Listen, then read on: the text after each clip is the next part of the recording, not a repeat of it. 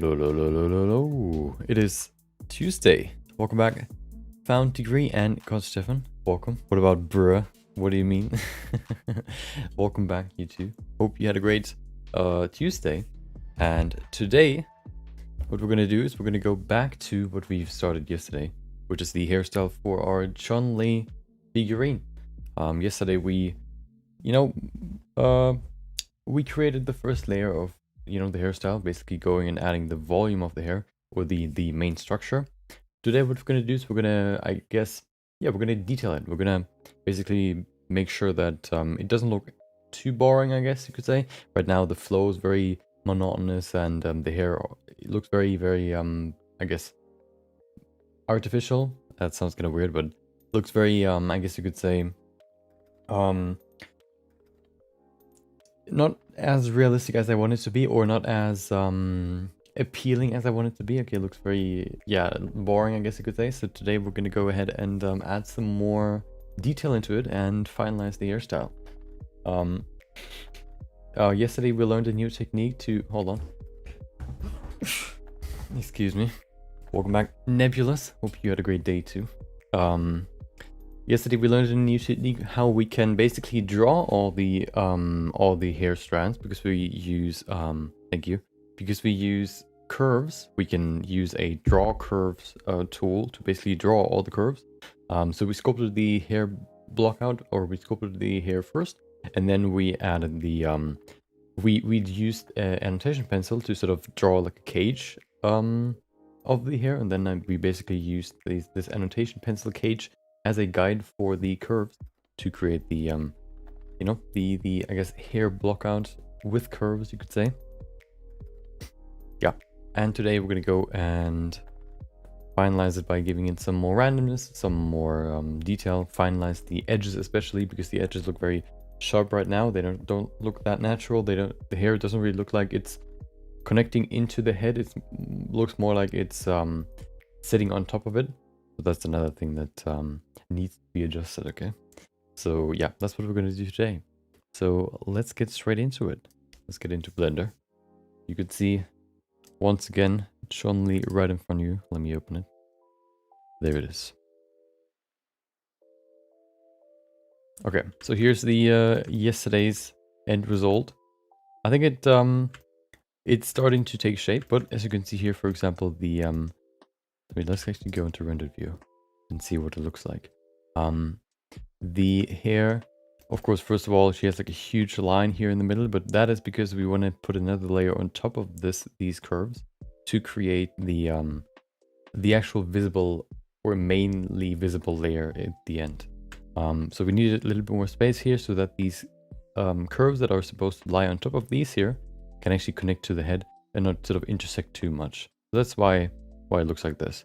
We also looked into how much detail we can add, or how much, how far we can go into dynamic topology until my PC would start lagging when I want to sculpt on the head.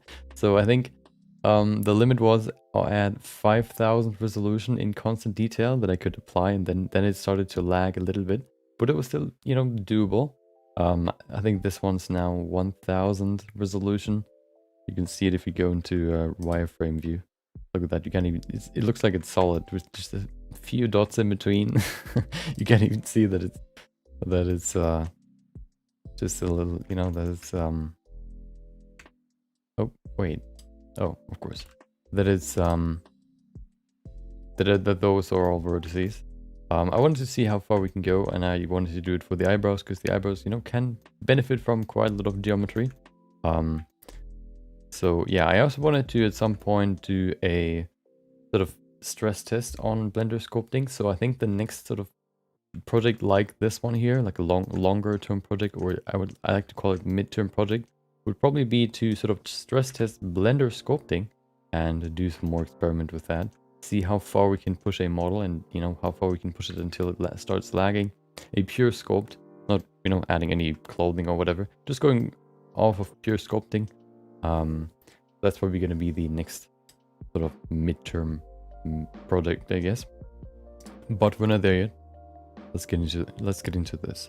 So let me open up the thingy here. So this is the sort of guide that we have. Of course, the first thing that sort of jumps out is that these hairs are a little bit bigger than these ones. They are a little bit, I guess you could say, they have a different structure. They're a little bit thinner too. But you know, I don't want to like recreate this fully, but it's more, you know, it's a good guide because it's somewhat what it's supposed to look like, but maybe a little bit more detailed. And then the one thing that is, I think, very visible is the transition from the hair into the head or coming out of the head. Looks very, you know, cut off right now. They don't really go into the head. They just kind of sit on top of it. So it looks like a hat rather than actual hair. So that's why, you know, that's why you know, we need to add another layer, basically. Would you like a podcast? Well, so you're saying you listen to me like a podcast? Yeah. I do the same with when I watch streams. I don't really watch them. I just, you know, listen to them because you know, long form content I usually consume either as like a secondary thing. So for example, at work, I listen to. I sometimes actually just like watch long tutorials. I've done that today and set them to like twice the speed to you know, get through them quicker and just listen to them while I'm working. Or sometimes,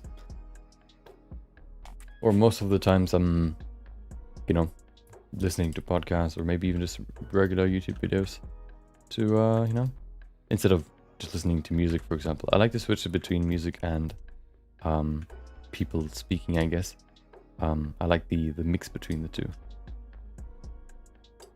Okay. I actually don't want to clean these up too much because they are, after all, underneath the actual visible part. But I kind of just want to make sure that everything kind of looks to be in the right place. And then, there you go. Okay. I think that's what most people do when they watch, or most stream watchers do. They more listen than, you know, I guess chat. I think chat is more like, I think on big streams it's like 30% of let's see if there's like a statistic for it. How many people chat in live streams? How do people actually chat with each other? No, that's not what I wanted. 25 live chat statistics in 2021. Let's see. Okay, well that's super obvious. Interesting. I don't think that's what I mean. Hold on. In many people chat in Twitch live stream. Not active users. I want to know how many chat.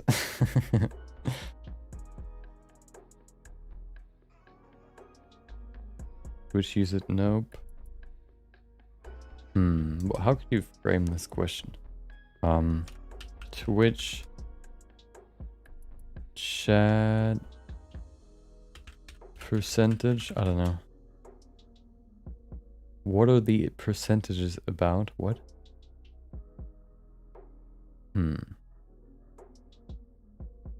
Chat stats. Hold on.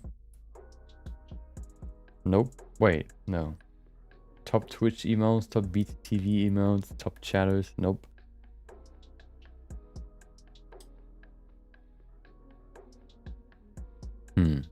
Nothing here. Well, how to lurk on Twitch. Sounds pretty simple to me. Okay, I can't find anything. Well, let's look for Twitch lurker percentage. Or let's just write the question. How many people chat in Twitch streams? Let's see. User growth ranked. Nope. Usage by device. Oh, let's see what the Twitch usage by devices. What were their estimated 4.42 billion users that access the internet via mobile devices? Many of these people use their phones to watch video content. In fact, over on YouTube, more than 70% of views come from mobile devices. But what about Twitch? The last known estimate suggests 35% of Twitch views come from mobile. Okay. This seems to be a quite an old statistic. Ninja was the most watched, most popular Twitch channel. But yeah, hold on. I don't think, you know, that doesn't really mean that we can't take these statistics. Well, there's no, oh, please. Oh, hold on. Maybe this one? No. No, okay, well,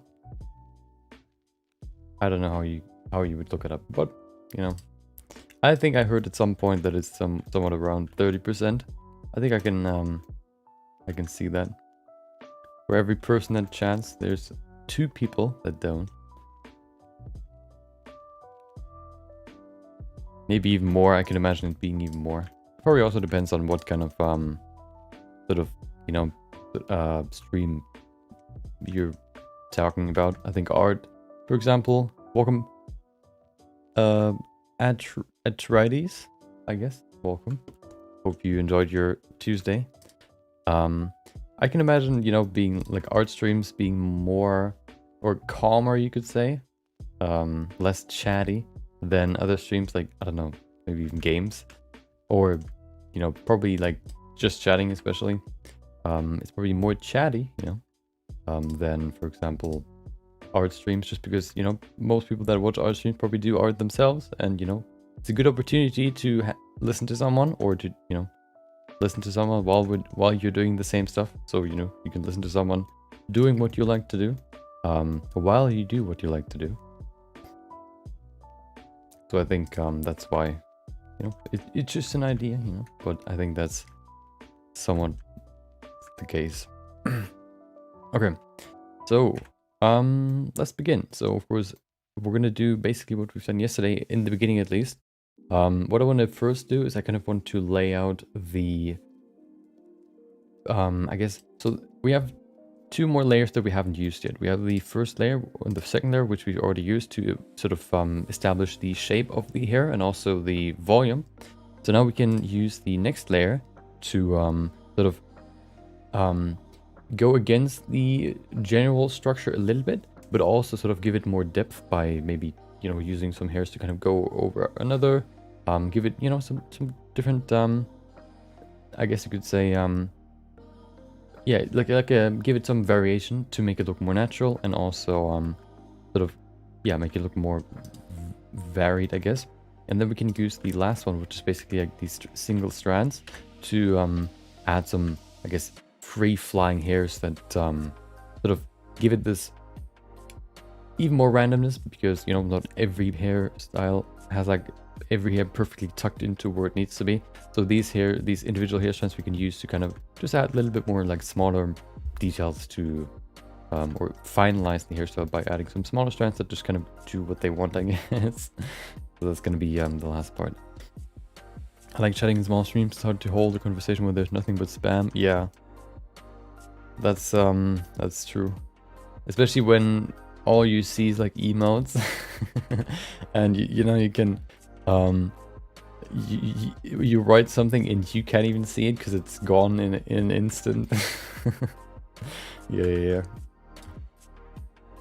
It's also sort of way more intimidating to chat, in my experience, in bigger streams, just because it's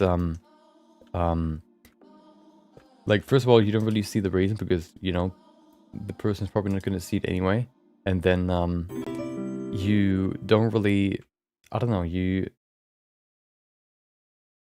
it's kind of weird, like seeing this waterfall or water rise, I guess, of of messages, and then, you know, it's kind of weird. It's kind of overwhelming, I guess. Yeah, at least for me, I don't really see the reason most of the time. Okay. So yeah, let's begin with the first layer. For this one, I'm going to look more at the sort of hairline. So that's the most important part that I'm looking at with this one. Oh no, another person that switched over to Twitch, I'm guessing. Atrides. Welcome back on Twitch rather than YouTube. Some people, you know, like to switch between the two.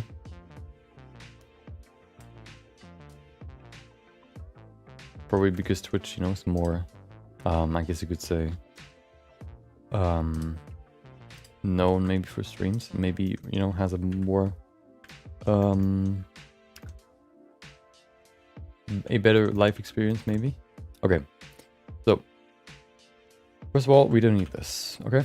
Let's start. So the way we've done it yesterday, Crow showed us a really cool way to add the hair, which is basically by using this sort of this pen tool here, this draw brush or this draw tool to draw a curve. So if I do it now, you can see you can just add a another curve. The thing is, there are a few things that I need to change first of all, which are in the brush settings. It is already on surface, so if I draw the curve, it will always stay on top of her forehead, for example, and kind of deform according to the forehead. The only thing that is, you know, wrong right now is that it's very small, so let's make it a little bit bigger by using the radius. We're going to set the radius to 0.5 maybe. What does that look like? It's still quite small. We probably need like 0.75, maybe even 1. 1 sounds pretty big though. I think 0.75 looks pretty good. Yeah, okay. So let's go ahead and start. So the plan will be to sort of go over in front of these hair strands so that we can then, once we have them lying on top of them, like this for example, we can now go to the curve, of course make it be rotated in the right position, right way. What we can then do, so you can go into the normal, I guess, selection tool. We can select the end here. I want to make it smaller so that it has a nice tapering at the end. Or what we can also do is we can just push it into the head to give it a nice transition to the actual, you know, making a nice transition out of the head basically. And that's what I want to do here, like this. So that it actually looks like it's coming out of the head. And I think if we do that for all of them, we can make some pretty cool hair. And especially like a good hairline, because right now it looks kind of weird. Looks like noodles on top of her head. So that's going to be what we're going to do now. Of course, making sure that it goes into the bun. There you go. Yeah. And then we're going to go to the bun too, but that's secondary. I want to do this first. Of course, as we did it yesterday, I'm just gonna draw, you know, a lot of these hair strands first, and then we can go into putting them into the head. I want to make sure that you know, I want to do one thing after another. So we're gonna add a lot of hair first, and then we can go into changing the structure.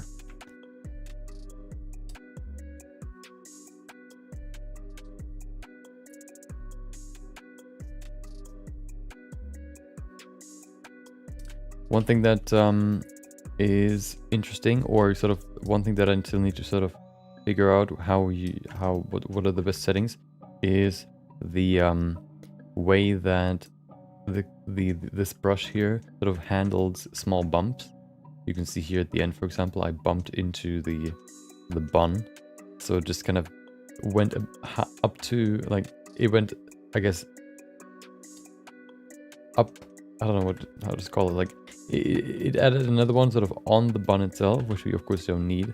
So I think what I want to do here is I want to just kind of remove the bun so we can work on it without really, you know, messing up the curves all the time, because we kind of draw on the bun, which then makes the curve go up the bun. So I'm just gonna hide all of them. There it is. And then we can bring it back at the end, or when we add more hair to that part too. Okay. Actually curious what it looks like if we make them a little bit bigger. Like this. Not gonna make a big difference. I probably like it more when they're a little bit smaller, so I'm gonna keep it there. So you can see I already went sort of against the grain. It's right here. These hairs just kind of go to the bun. This one goes a little bit lower. Said bun too many times already. I'm gonna stop. Let's add some more. So now I also kind of make sure that the overall structure looks a little bit more interesting. The good part is now that we have the sort of volume level already, we don't need to care about the overall coverage too much anymore. So now we can sort of just kind of work on the overall the structure, or the I guess you could say variety, to make everything look a little bit better.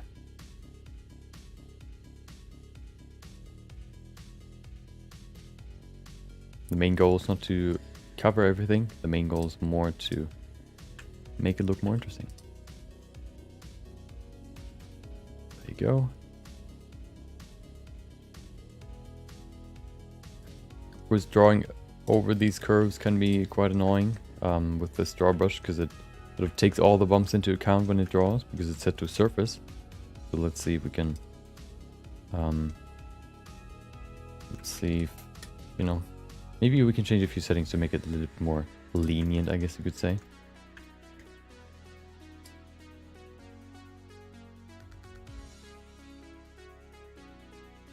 I'm probably going to finish this right side and then see what it looks like, and then we, you know, I want to see if it, you know, requires some changes in how I want to do it or not.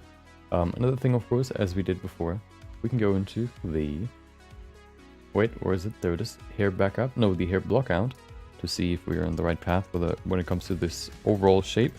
And then, as you can see, these curves perfectly end where the end of the hair block out is. We can maybe even add one more here. There you go. Perfect. Oh.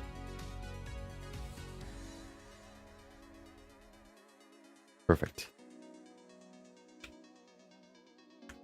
Those look kind of goofy. Let me fix this. Okay. I also always try to make sure that the two B-spline arms, so basically the sort of segment arms here, have the same length.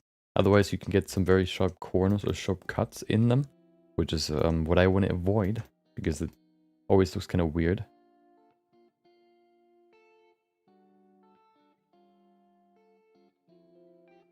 Let's see. Okay, we can actually go quite low here. Here, lines are also somewhat, I guess, sort of not blocky, but they're more bumpy, I guess you could say. So they don't have like a very clear line. Some hairs go a little bit further than others, so they kind of jump out of the, I guess, general line of the hairline, which of course gives it the sort of more random look. It makes it look more, you know, like hair.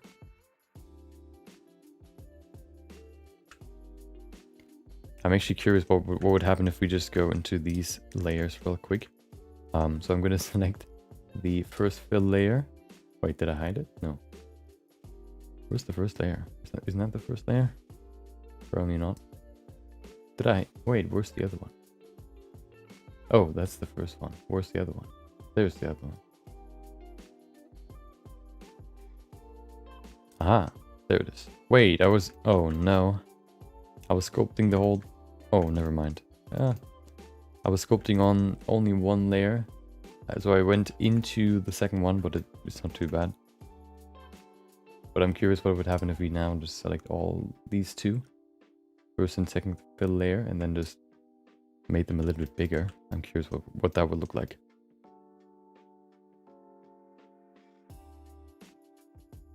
Give it some more volume. Looks kind of weird, to be honest. I don't know if I like this. I'm gonna keep it like this. Okay. Onwards. I said we're gonna finish this today, so we actually need to do some stuff, okay? We can not just sit here or I cannot just sit here and talk about some random stuff if we still need to do the work. Okay. Bill, there you go.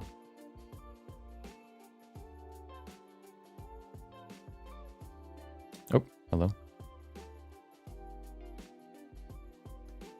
Of course, so one thing that I sort of noticed with this function, or with this draw brush, is that you don't have the preciseness, I guess you could say, that you would have if you would, of course, do them all manually. But you can probably imagine how much more work that would be. So I'm not going to switch off of it.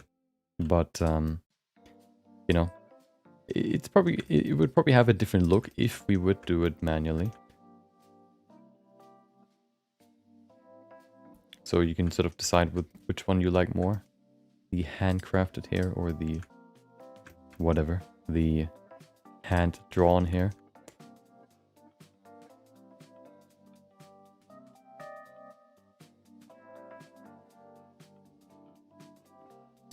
Here you can see how much it takes the bumps into account, which we don't necessarily need that much.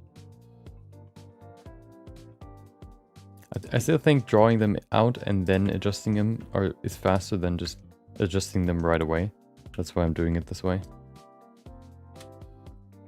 Even though I do a lot of adjustments right now, I think it's still faster than if I would, you know, create all these curves manually. I think even just the drawing itself can save a lot of time. I think what I need to do at the end to make it like actually printable is I need to make sure that the geometry is not too fine. So I'm probably gonna turn this into geometry at the end and then run a remesher on it to sort of, you know, so I can decide how much detail I want to keep. This probably needs to be like one mesh at the end. So I want to make sure that I still have enough detail or I want to have, you know, I want to make sure that I have a good model with as much detail as I can keep.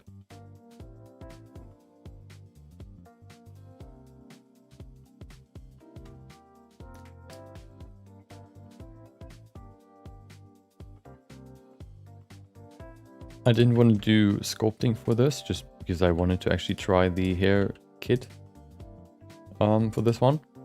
You know, kind of, I've never really modeled hair with the curves. I think I've never done it actually. So I wanted to do it for this one, you know, to get into it a little bit more. Actually test my hair kit. I've tested it a little bit when I created it, but only really created one strand. So this one's a good I guess example of what an actual use case would be.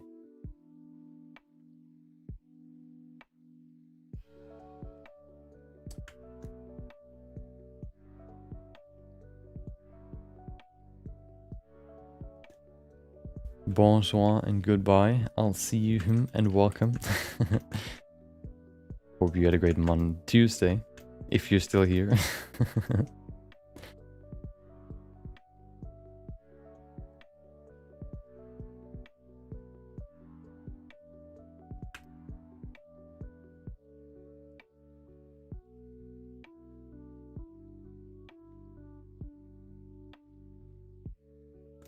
Okay. I don't exactly know how much is going to get deleted when I remesh, so I'm not going to worry too much about the super fine details here. I'm not going to obsess over every strand that I do. I'm probably going to, you know, maybe do that after I sort of added most of them. Just so I don't waste too much time on stuff that, you know, nobody will see at the end. But no crash my comp for 10 minutes? Oh no. Worse is when it's frozen, because then you don't know how long it's gonna take until it's unfrozen again. It could be, you know, 10 minutes, could be 10 hours. You never know.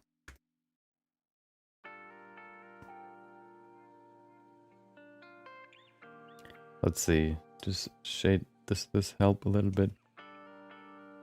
No. No, I don't think so. Does it help? I don't think so. Okay. You know you can achieve this same quality with shading nodes? Yes, but this will not be shaded the main, you know, the end product needs to look good unshaded, because it's going to be 3D printed and you can't, you know, transfer shaders onto a 3D print. So you know, it needs to be a model at the end. It has some shading on it, so to make the strands even finer, but you know, it's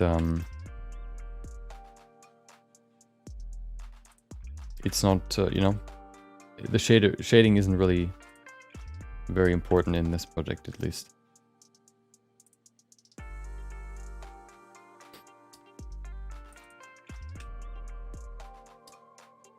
Welcome back, ZKH. ZKHN. Don't want to miss your last letter.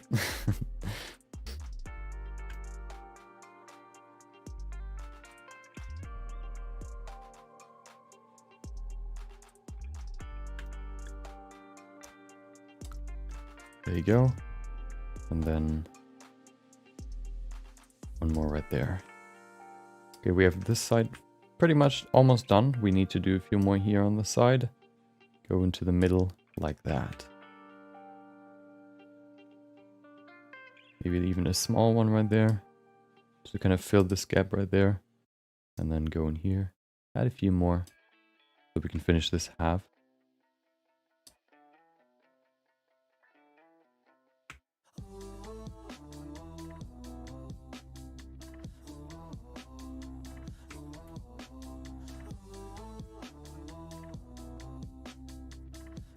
Nope, let's do this one different.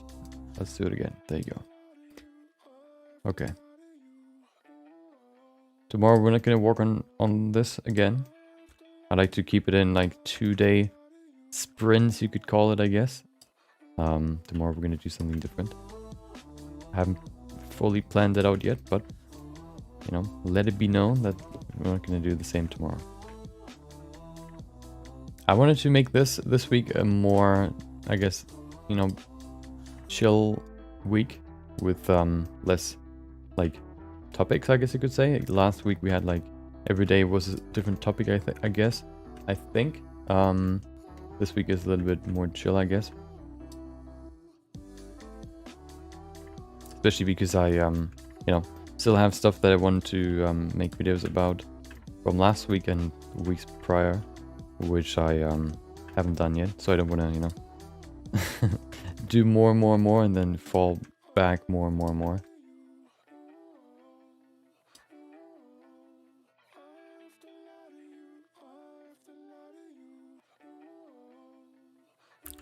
So yeah, this week is a little bit more laid back, you could say. Okay. So this looks pretty good. Let's go ahead and go into them, and just gonna select all, just like what we've done yesterday.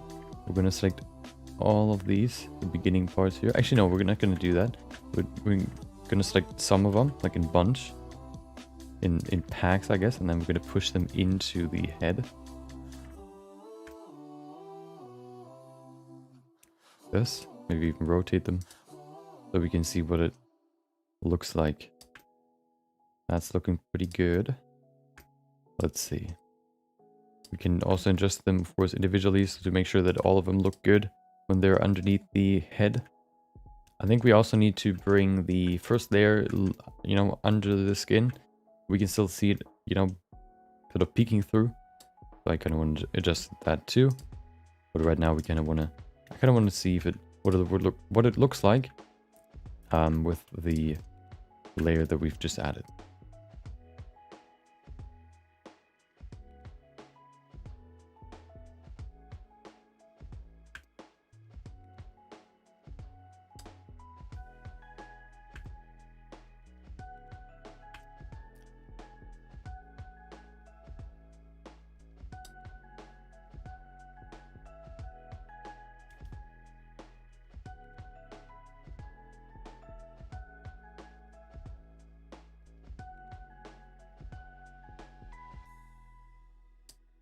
Okay, a few more.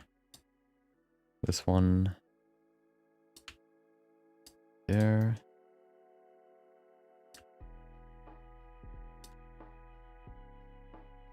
Okay. Oh, this one's still above the surface. They all need to be subterranean.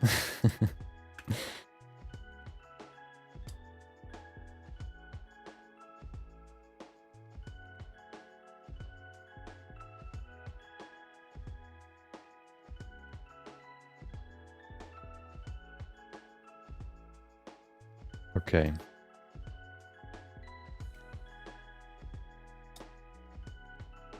Perfect. Let's see. It's definitely getting better. It looks very clean, but we can still break that up with the last layer. I think if we go into the other layer too and just kind of bring it below the surface, we can get it there. If we do the same here, for example. Oh. Kind of bringing it down. There you go. We can make it nice and clean, and I think that should do the trick. Look at that. We have a nice hairline there. See what it looks like in rendered view. Okay. Yeah, it's getting there. You can see here we still have some bald spots which we can fill. You can also see how this look at this difference. This one's very clean, some very like a very clean hair flow here with the with these hairs where there's no sort of cover by the next layer that we currently add. And then if you go to this part here, we can see we have some variation here. We have some hairs going above and below other ones. We're just gonna break up the structure a little bit more, make it look more natural, and give it more character, as I like to say. So we're gonna do what we've done here for the rest of the hair and then see what it looks like. Let's go. I'm actually gonna bring all of them below the surface after I'm sort of done adding all the hair. I kind of want to do that, you know, in chunks, or separate my, what do you call that? My tasks.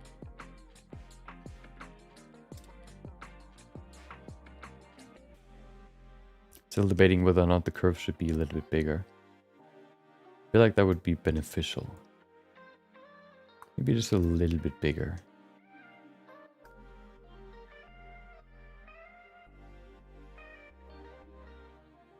Yeah, I think I like that more. Okay. Yeah, I'm gonna do that. So let's go ahead and continue. I think I need to adjust the pen then too. But let's get into it. So this thickness is of course different than this one. So we need to make it a little bit bigger. What about 1? What does 1 look like? Ah, it's actually pretty good. I guess we can use 1 then. Nice. Okay. I think I want to go to the back and then to the front. I don't know why, but thought about it and I want to do it this way.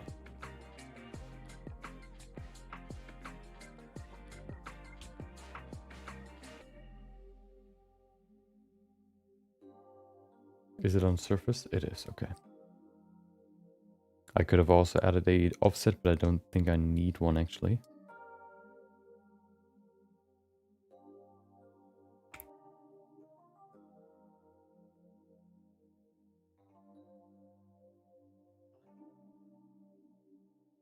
The longer the hair gets, the more annoying it gets because we have to kind of look at all of the sort of the path that the hair needs to go, because we can't just like continue drawing. We need to draw it in one go. But that shouldn't be the biggest problem, or that, you know, it's not too bad. Just kind of something to note, keep in mind.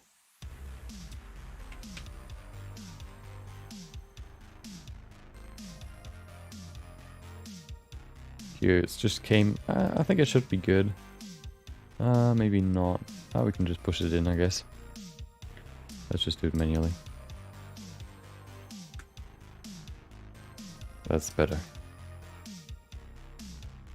Here we can see the same phenomenon again. This one's very smooth, this side, but the other one, because the arm is so short, is very choppy. So let's adjust that. There you go. Okay.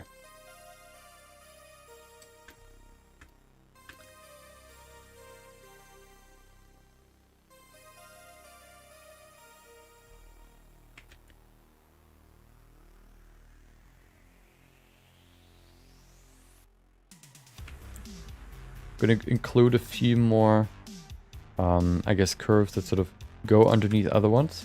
I think that can also break a lot of, new structure into it. Here you can see it. These ones end pretty abruptly, just because, it's going underneath the other one. It doesn't look like it right now, but, we're in the process, okay?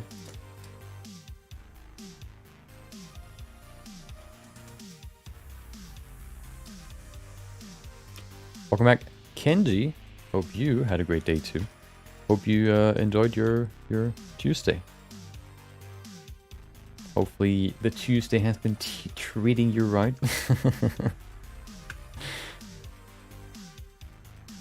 It was pretty chill for me. It might, maybe from tomorrow on, it's gonna be very stressful because at work, one of my colleagues is sick. So I probably have to help out or, do their work on top of what I have, which could be quite stressful, maybe need to do some overtime, but hopefully not. I don't know how much it is. I'm gonna know that tomorrow. So today's, maybe the calm before the storm. I don't know. We'll see. Hopefully not. Yeah, right now it's pretty it's okay. It's not too much. So I would like it to stay that way. But who knows?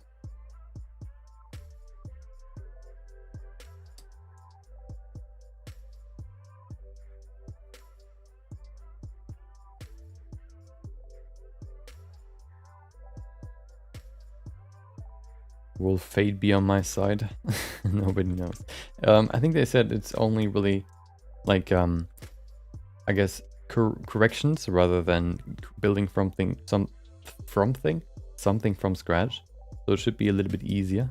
But you never know what clients want to have changed.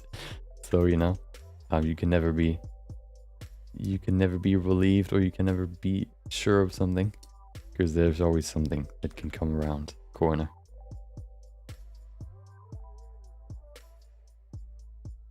What is going on with this curve? Why is it going through everything? That's not what I wanted. Let's try it again.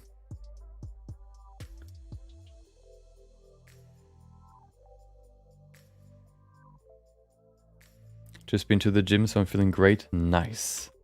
Yeah. The moment before you head to the gym is the worst, and the moment you head back from the gym is the best.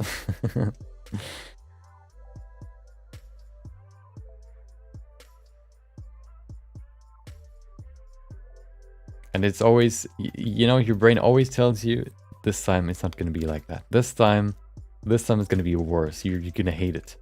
And then you're just going to go back and, you're going to come back and it's just, it's just not going to be as great. Or you don't even think about it. All you can really think about before you go is, I don't want to go, I don't want to go, I don't want to go. But if you just kind of force yourself to go, you always, at least when you step out, even just when you put your clothes together, you are sort of over that sort of little road bump that prevents you from going. And once you get over that, it's usually, easy going. And even if you, kind of don't like, or you don't like the progress or whatever, or you didn't like the workout, it still feels good to do. For some reason, you just don't think about that when you're sitting there the next day. And your brain tells you, nah, we don't have to go today. We don't have to go today, do we? Yes, we always do have to go. There's no excuse.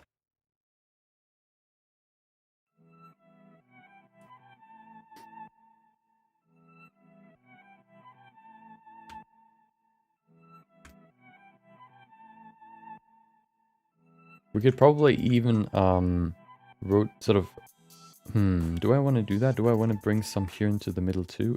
They are getting quite long, so maybe doing stuff like this might also help. Sort of bringing in some strands from the middle to kind of bolster what we have here. That could work probably. I'm going to keep it there. Yeah. But I probably want to bring those in afterwards. So I'm going to draw some big strands here. that go from, you know, from the beginning to the end. And then we can sort of fill some gaps with some smaller strands that sort of jump out and peek through, I guess you could say.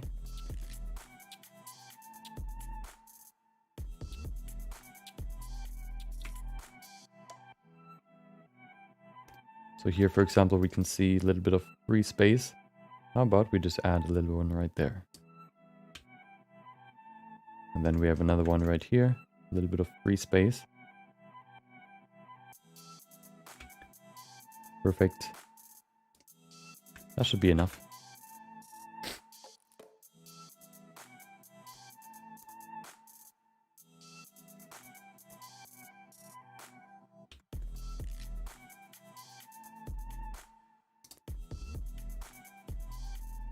Oh.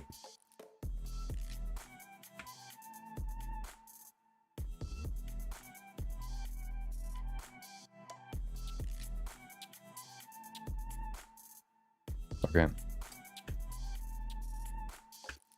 So we have a pretty good line here now. So I'm kind of trying to fill this gap a little bit. But now I think that we have everything filled. We can sort of, I always sort of try to sort of follow the main flow, but I try to sort of deviate from it a little bit so that I can sort of, yeah, give it some slightly more randomness.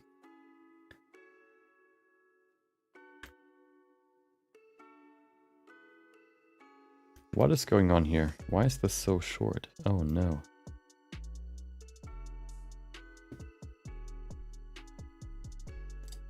So sometimes it's really taking the small bumps into account like a lot.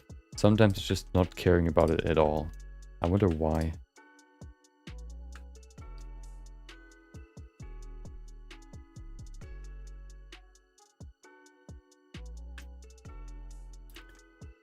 That's kind of weird. Well,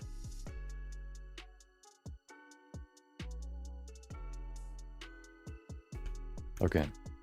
I also like to sort of draw out where I am and where I want to get to, so that I can sort of always sort of split it in half and sort of go and create a gradient that way.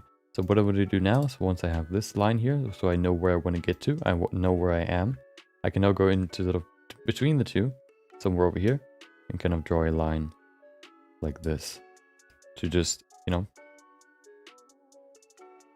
create the middle, sort of split this big chunk in half like this, and then I can do the same again to put it more and more and more until we sort of fill the whole thing. I'm gonna do the same here with a nice waviness. There you go. We see that we already sort of covered at the end there, so we can just fill the middle part a little bit.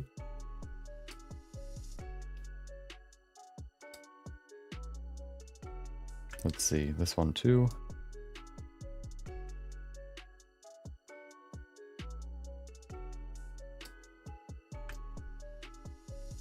Okay, and then here another one.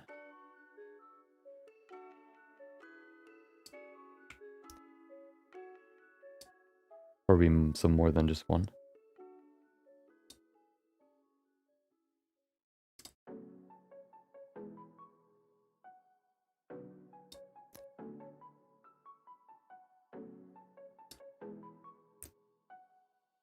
Welcome, Spectral. Hope you had a great Tuesday. I always forget what day it is. They just merge together. Especially now that I sort of structured my weekends just like my weekdays, I guess, when it comes to my, I guess, sleeping pattern. It's a little bit harder for me to distinguish them. But I guess I do slightly different things on the weekend, but still.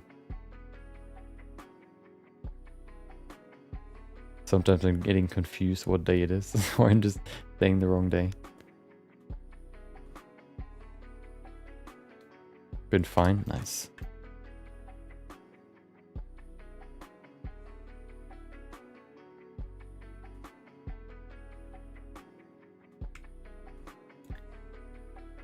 Seems like this year will be the year of freedom again. You know, going to the theater, movie theater, watching some movies with some homies. without fearing death sitting right next to you on your shoulder, basically. You know, seems like that's gonna be possible this year. Maybe even, you know, in the first half, I would guess so. Gonna be exciting. I think that's one of the things that I miss the most, sort of just, you know, doing stuff not at somebody's home, but, you know, actually going somewhere and doing stuff. Even if it's just, you know, eating something. Going into a restaurant. Couldn't really do that at all. And probably the movie theater too. I went once last year, I think at the end of the year. But after that, you know, didn't really go at all. I think there's everybody sort of caught the phenomenon where if you don't do stuff for a while, you just don't think about doing that thing that you've done a lot before.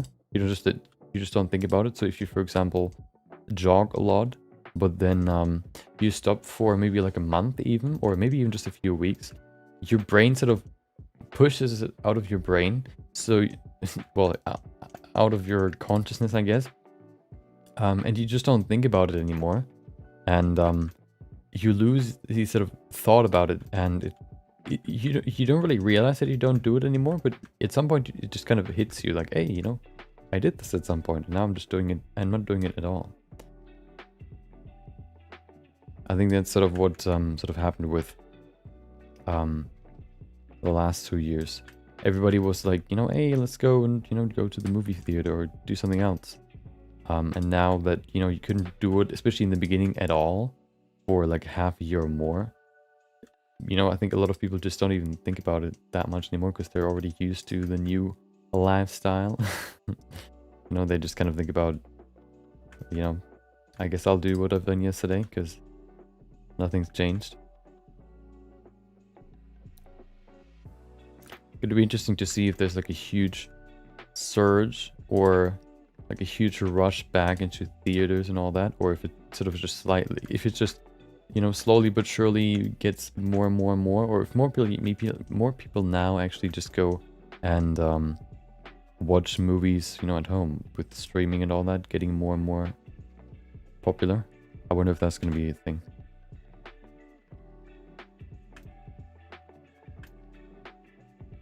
Finally, I made freelancer account and I maybe make money. Oh, nice. What service are you offering? What can I buy from you? What service?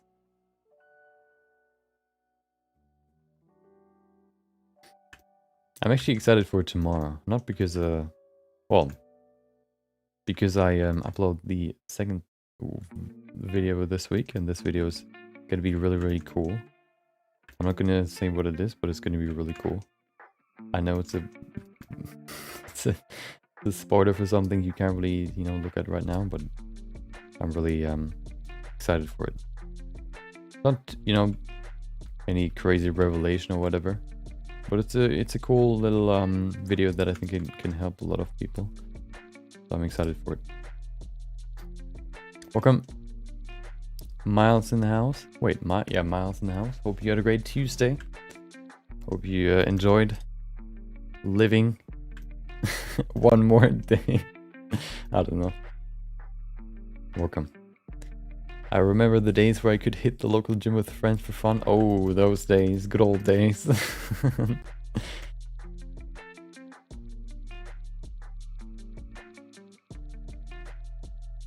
Low poly props on Fiverr. Oh, 3 years?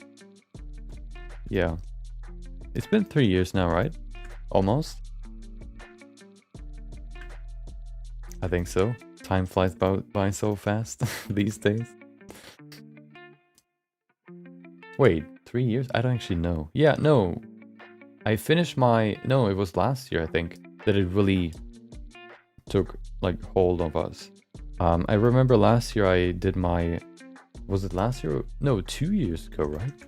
2 years ago I finished my apprenticeship, and I basically... I had to finish my exams, or the exams were basically right before COVID sort of hit. So you know, it was sort of in the lucky stage, I guess, for everybody that did like exams and all that in that stage, because they didn't have to do it like remotely or whatever, or learn remotely. So I finished right before it started, really started, and yeah, I could just, you know, write it how you would usually do it before everything, which was pretty nice. Because now you just, you know, with all the online whatever school and all that, that sounds pretty annoying. It also sounds kind of pretty chill if I consider how home office has been, but I can also see it being pretty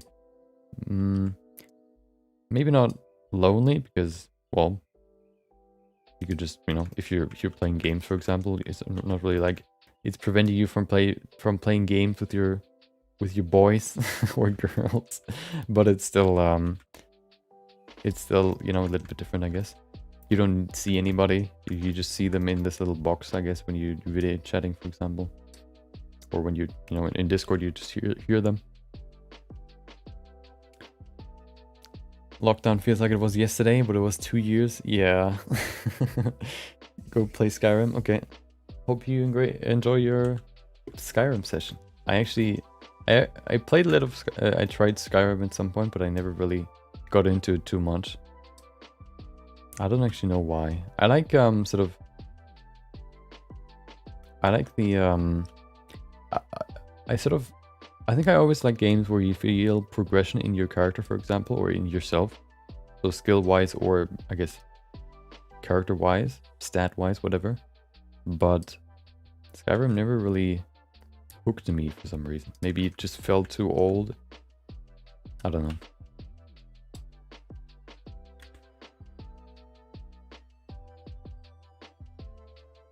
Seems to be popular. I actually remembered watching a local review on television about it when it came out. Everybody was praising it when I was young. I don't actually know how old Skyrim is now. Welcome, Yoda. Hope you, you know, happy you can, you know, visit us. Hope you know, you can take a break from defending the, what is it? The Jedi, I guess? No, what is the name for the rebellion? Is it the rebellion? Protect the rebellion from the Imperial forces and just chill with us here. Welcome, hope you enjoyed your Tuesday.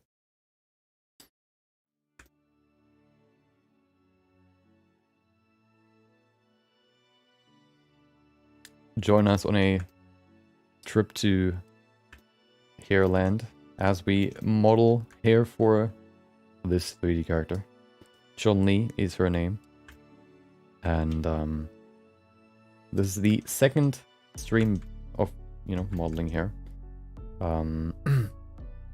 Yesterday we did the blockout. Today we're gonna do the detailing. Detailing probably gonna be more interesting because it's more visual. Well, I guess the first part is also interesting because we actually build the shape of the hair. But I don't know. Detailing sort of ties everything together, makes it look better. Makes it look good. Okay. Setting a bold statement that is going to look good at the end. We'll see. The Resistance. What was that the name? I can't remember. Thought it's the Rebellion. Sounds weird. Yeah, I think it's yeah, Resistance.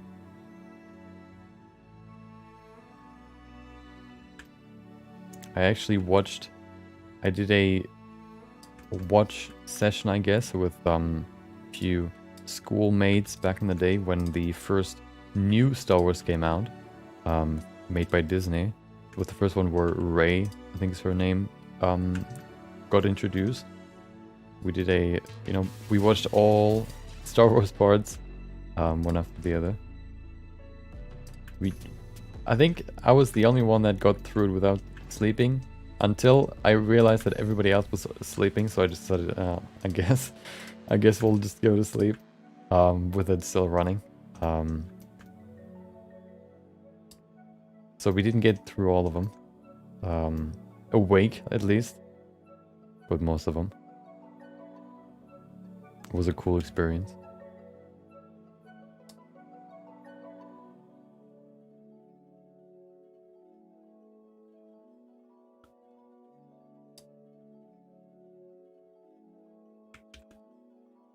Okay. That's looking pretty good. Try since 2 weeks to create realistic hair with hair cards with less words for a mobile game. Oh, doesn't look good, and don't find a good tutorial for men hair with short hair on these sides. Do you have any ideas? What's your question? Or, you know, do you have any specific question? Or, yeah. You know, hair cards, I think the principle is pretty much the same for whether it's long hair or short hair. It maybe requires, actually no, it probably doesn't require as much work short hair than long hair, but you know, step-by-step tutorial. Is there actually, I don't actually know if there's like a hair card tutorial. I think I've never really watched one. No, I think I did. Hold on. Blender hair card tutorial. So these ones, of course, always have long hair because, you know, why would you show short hair?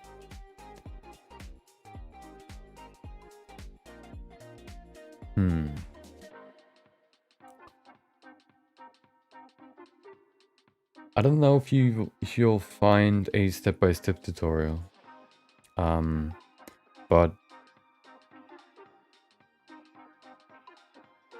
I guess you could look at like long or like general hair card tutorials and then just apply that for your short hair, you know, for your short hair character.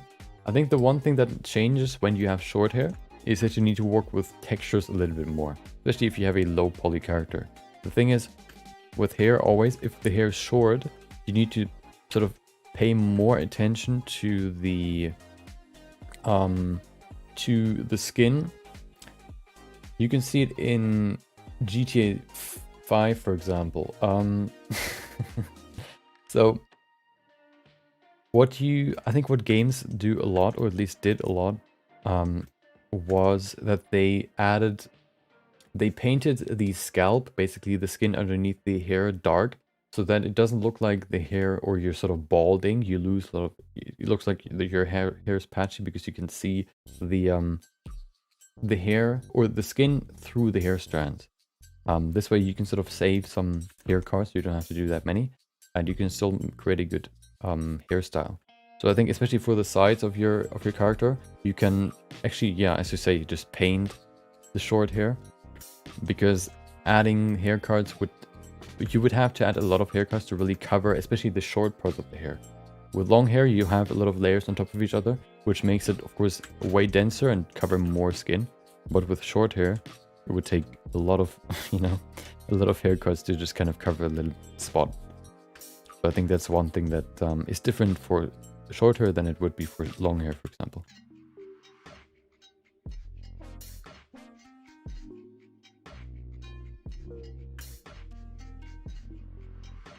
I've seen one tutorial show that off. I don't know if I can find it. It's about like I think it was a Game Ready Character 2, where they showed how they used a hair texture underneath the actual hair cards to make, you know,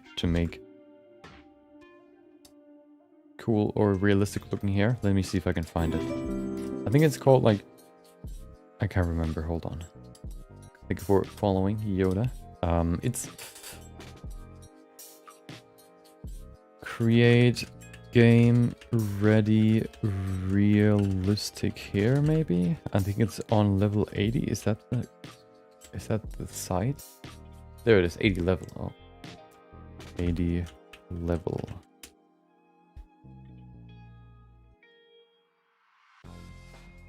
Nope, that's not the right one.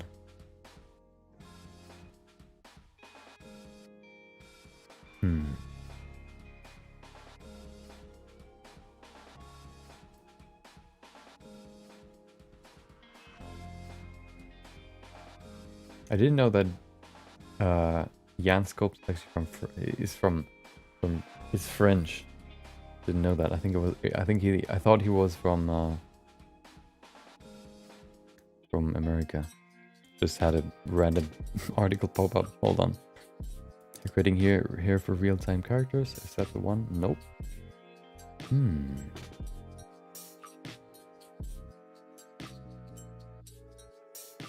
Welcome back. Polyhedral cathedral.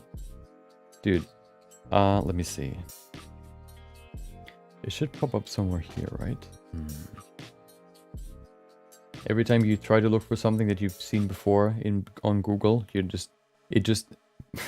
know, you accept so many cookies that it exactly knows what you want to know, but if you then want to look up something that it knows that you want to look up, it just doesn't show it to you. Sometimes it seems that way. Friend, I think so. It said that in the article. Game ready to realistic here. What do I want to look for? Oh. Create. Hold on. No, hair card. Hairstyle. Okay, I don't know. Dude, it has to be somewhere.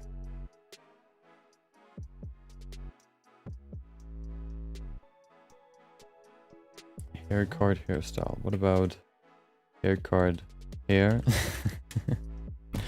Told you wants to keep people distracted, not productive and on track. Yeah. It shows you stuff, and then if you don't care about it anymore, then it's gonna show you what you were looking for before. Okay, hold on. Game ready hairstyle. Maybe that one. Nope. Realistic CG hair 80 level.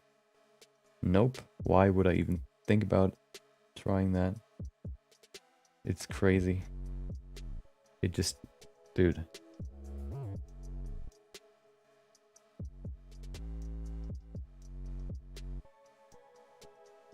Problem with hair cards, you can see the overlap and there are often lines between the next card. In Blender? Of course, do you mean in the game engine itself or in Blender? In Blender, I think there's a solution for that. Have you added a normal or a bump map to it? The bump map can very often fix that issue. I had that issue when I used hair cards before, and once I added a bump map, it made it, made it look way better. First of all, made it more realistic, gave it more depth, and also sort of fixed the overlapping issue. Let's see, maybe grooming here. Grooming. No, it couldn't be grooming because it's hair cards. Hold on, let me show you what you don't need to look at a blank. Look at this. What is this? This is not a hairstyle. What is it? Low noise design makes your pet no longer afraid of grooming. Interesting. Hold on. 80 level. Realistic hair cards. I don't know. It just does not show me what I want. It's trying to hide it from me. Maybe we can look through a few here and find it. Let me see if I can find the article about Jan. There it is. Look at it. So here you go. French character artist known as Jan Sculpt has created a fantastic version of Jinx from Arcane and League of Legends. See? French. Didn't know that. Let's see. Okay, this doesn't work.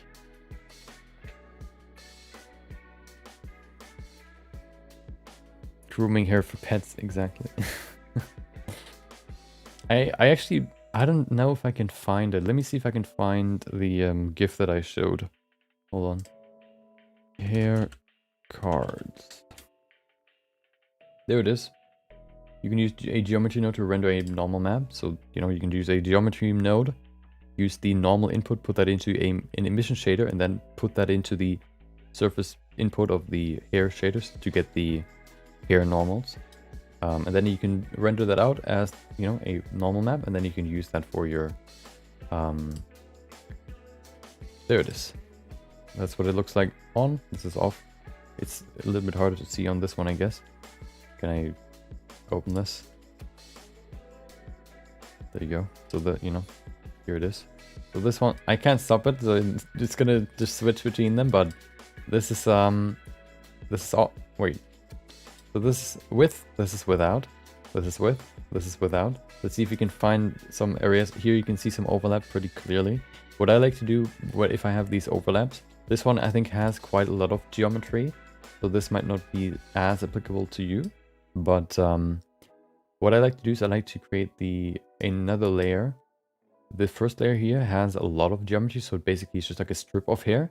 Then I like to add another layer on top of it that can sort of blend because it's just like half transparent, or there isn't as much hair, which can sort of, yeah, blend these bigger strands better together and also add more variety in the hair. So here you can see, you can kind of blend them together. Here you can see this one still pops out a little bit, but by having these smaller strands that we can see here, we can sort of make it look a little bit more, I guess, fluid.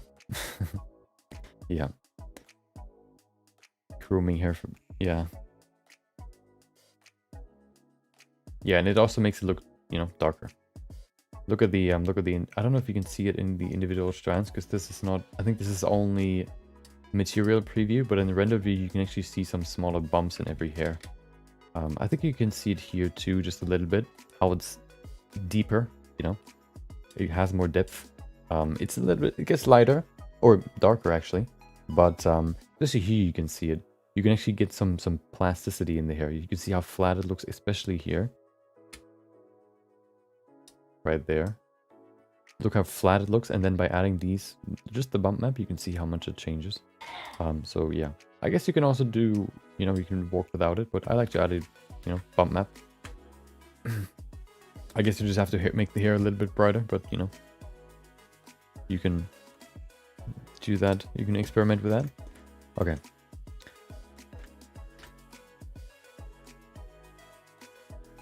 Oh. Nope. Nope. Come on. Okay.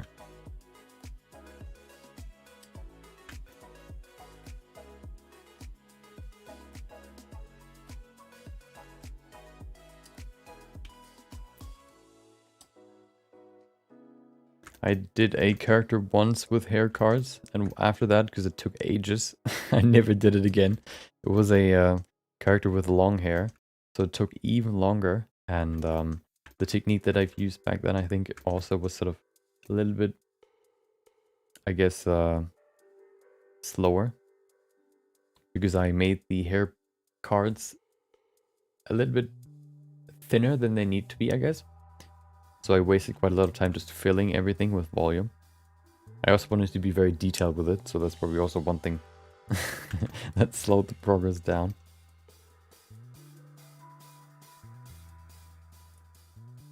But it looked pretty cool in the end, so you know, it was worth the effort, but not worth the nerves.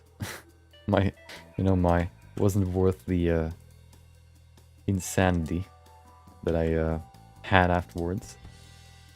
I think I actually stopped working in Blender for a while after that. I had that back in the day when I did bigger projects, where I would just stop working at all in Blender to kind of recover, I guess. That's why I didn't really do that many big projects, because it always ended up in, you know, in a recovery session afterwards.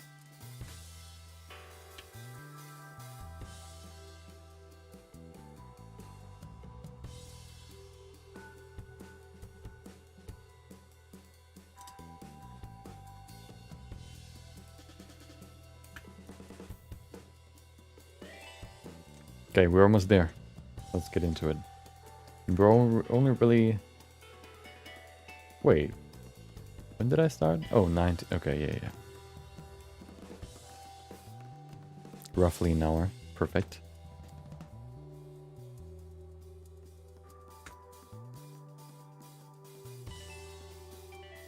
Yeah, I like particle hair the most, probably, just because it just does, or I like the look of it the most. I probably want to do another experiment at some point too. I'm so baffled, let's say, at what you can do with XGen in Maya with, you know, in interpolated children, or, you know, more procedural hair, I guess you could say a little bit. I want to see if you can do something similar in Blender too. It's definitely not as versatile and not as high quality, but I had an idea how you can maybe use interpolated children to create hairstyles, but I never really tried it that much. and I want to actually try and put some effort into, you know, using interpolated children to create a hairstyle for like characters, for example, in Blender. I think there's a way to do it, but I don't know, okay? It might fail miserably, but you can only know if you try, okay? So maybe we'll do that at some point too. Welcome back, Ukredo Sinevodancia. Hope you enjoyed your Tuesday. Maybe even your weekend, you know? Some people might say the weekend is enjoyable. Hope it was enjoyable for you.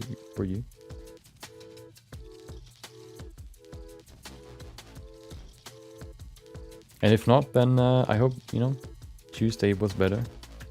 Maybe even the Monday, you know?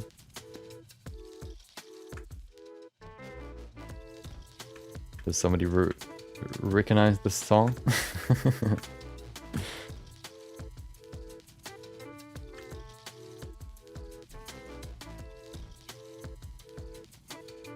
Hint, it's from a game.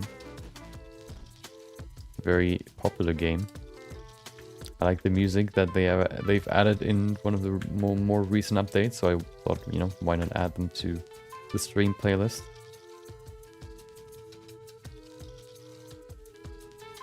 Most of them are pretty chill, so I think they fit quite well. This one's a little bit more groovy, but, you know, it still works quite well. It's not too crazy.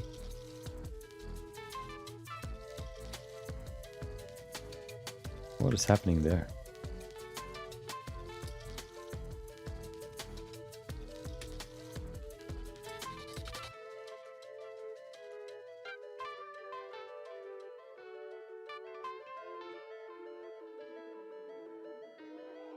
Today's Tuesday, I was thinking Thursday. No, not yet. It's almost Thursday. Almost halfway through the work week. Sorry to, you know, break your dreams.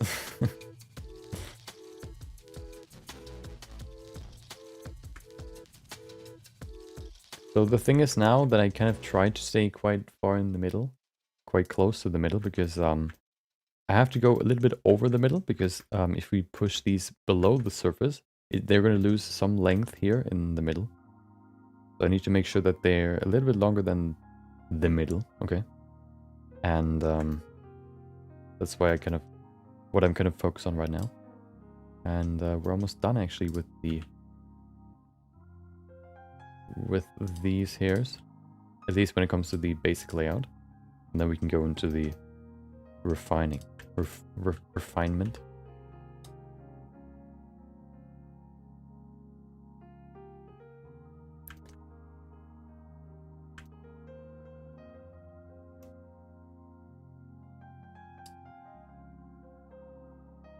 Of course, I also have to take, or you know, one thing to keep in mind is that at the end we're going to mirror it, so it's going to be covered from both sides. So if they sort of go over the, I guess, the middle on both sides, it might be too much, but we'll see.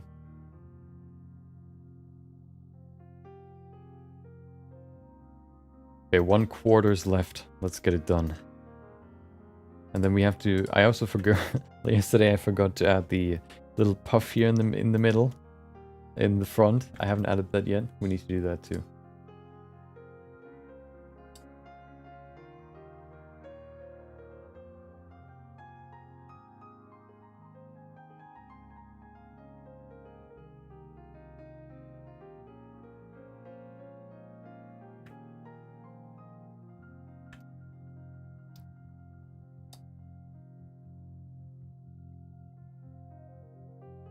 Okay, here's the landmark, the split.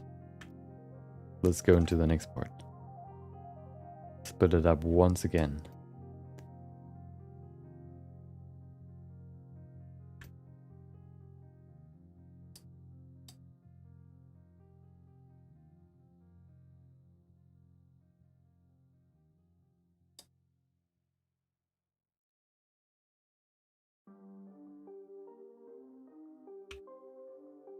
There you go.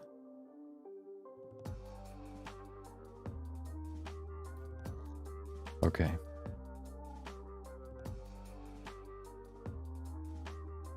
You know what's the worst about liking a particular song? Whether it's, you know, from a certain, well, yeah, or an album.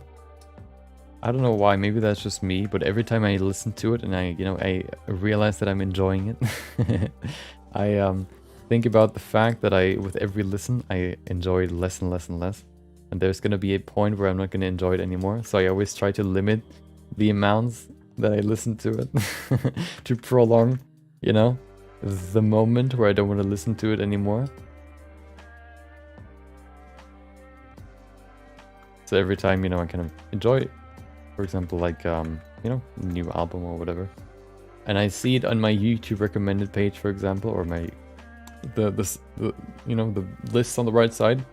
I always have to restrain myself. Nope, you can't listen to it right now. You've already listened to it today or whatever. You know, I wanted to listen to it as much as possible, enjoy it. So I need to restrain myself.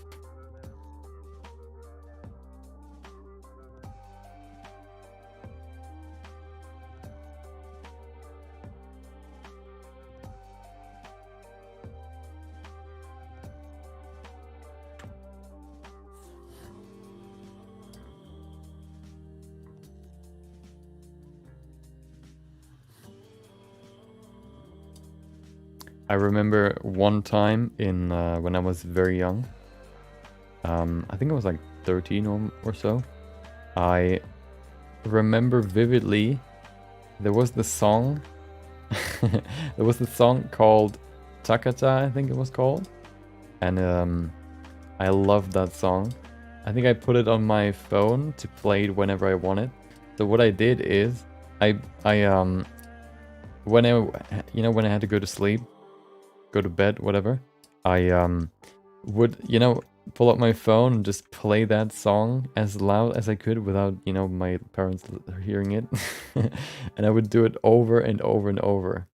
Like, okay, you know, listen, I wouldn't listen to it once per night. I would listen to it like 6 or 7 times. And then I would go to bed. And I think that's sort of the first experience where I realized, you know, if I do something too much, I'm gonna very quickly lose interest in it. Which happened, you know, in that instance. And that was my learning lesson. Not to enjoy stuff too much, because then I'm gonna not enjoy it very quickly. That was a harsh lesson.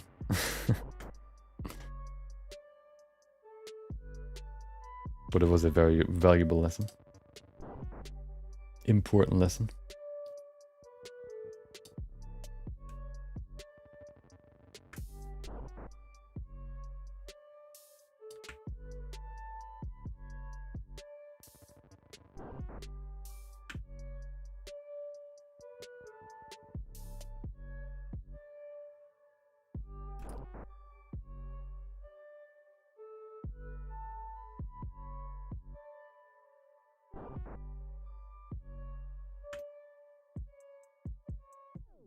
Okay, last few parts, and then we can fine-tune it.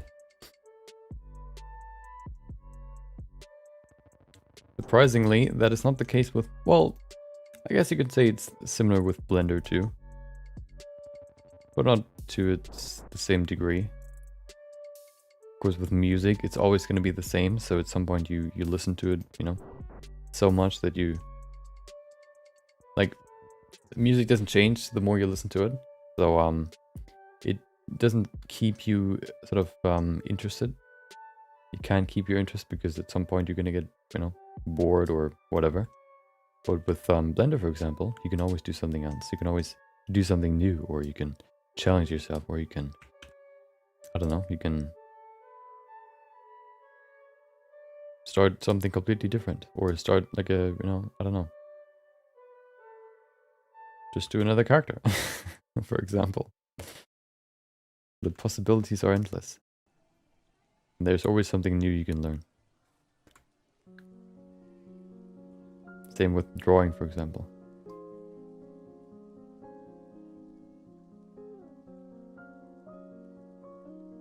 Which I still want to pick up at some point, but I don't think I can do it right now.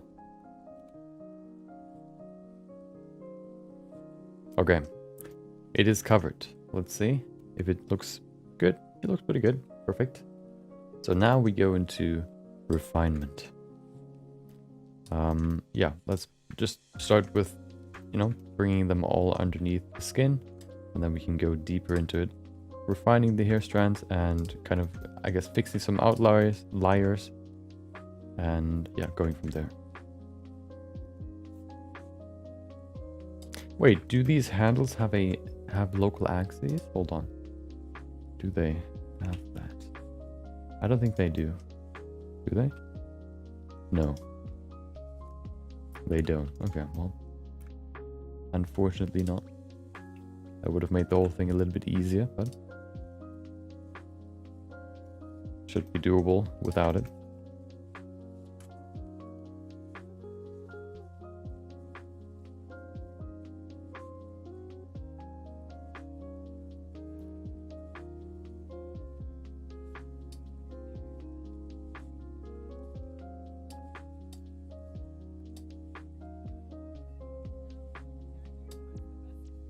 Whoa, that's a big curve.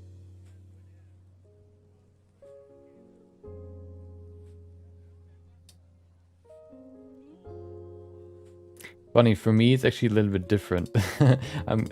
I guess it's in Blender I can get bored or sort of tired of something, but it's not Blender in general, it's more the project that I'm working on. So oftentimes at some point when I work on a project for a long time, I reach the point where I'm getting sort of tired of it, or sort of, you know, where you hit like a low point, and that's usually when I fantasize or think about other projects or other ideas, and I quickly, you know, flesh those out of my brain, sort of make them more and more exciting for myself, so that I want to do them, you know, as fast as I can.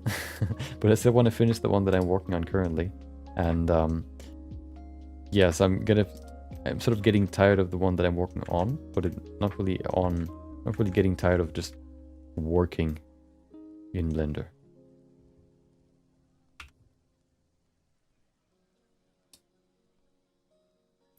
Because you're never really getting tired of working or, you know, playing in the sandbox. You're getting tired of the tools that you have, or the, you know, the you know, the things that you have to play with in the sandbox.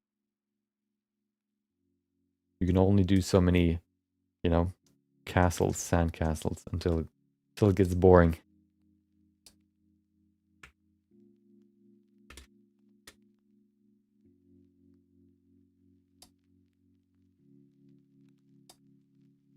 Doing the same sand castle over and over and over again is not exciting. At least not for me.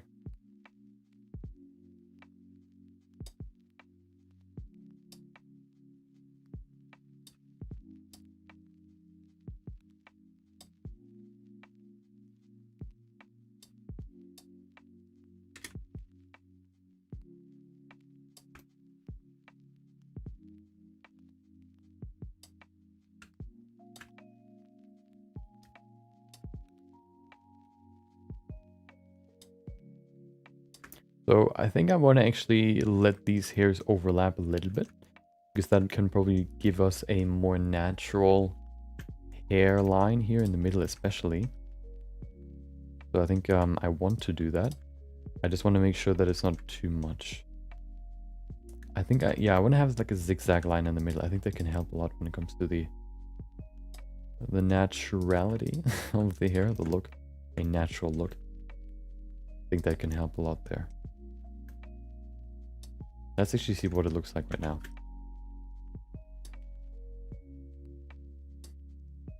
Look at that. Let me bring back the oh, I don't want to bring them back actually. Let me actually just duplicate this and see what it looks like, because right now it looks kind of weird because it's only on one side.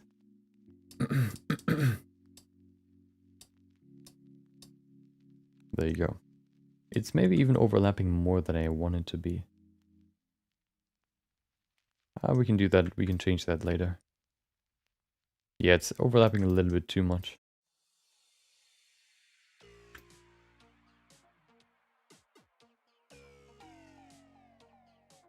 But that's not too bad. Okay.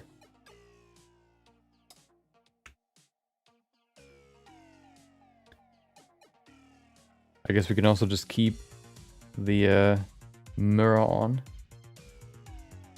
I don't want to merge them. I want to make sure that that's off.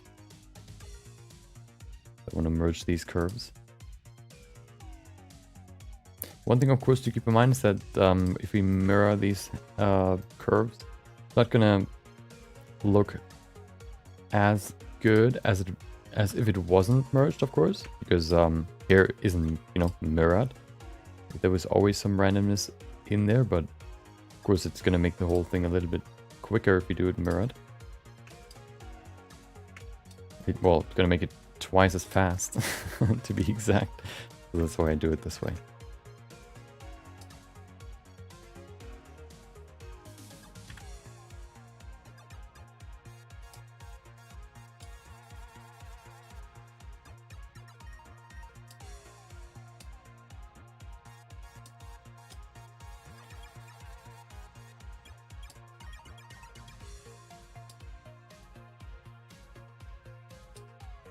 So now this, you know, probably won't take too long, but it's still important to do.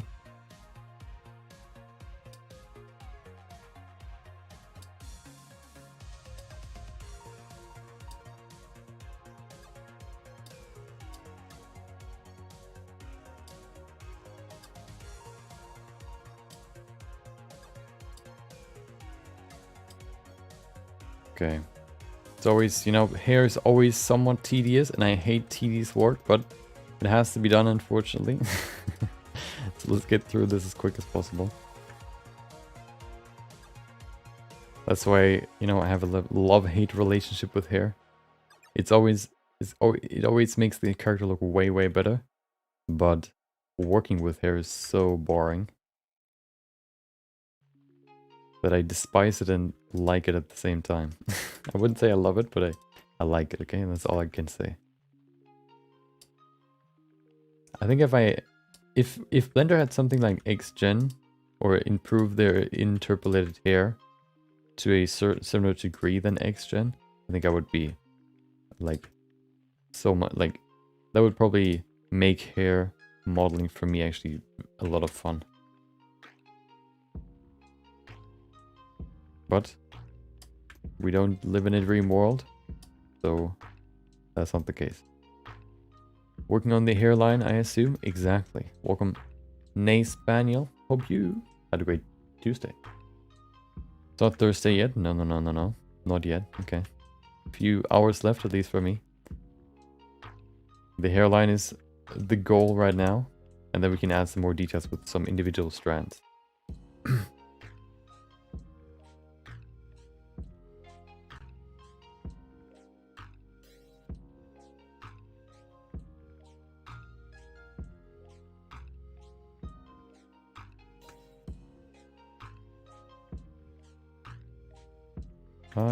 Also, one thing that I want to fix are these, you know, hair strands that just lead to nothing. I've added quite a lot of those now in the in this layer, and I want to kind of fix those by just bringing them underneath the top layer to hide, you know, that they're just these short strands.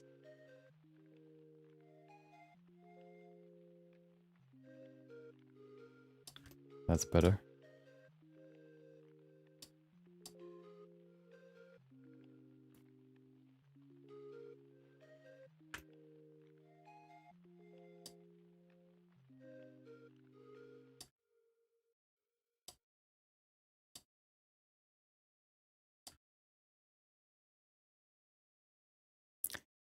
Welcome back, Emily.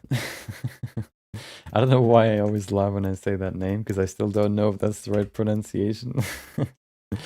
Hope you enjoyed your Tuesday. The little, you know, little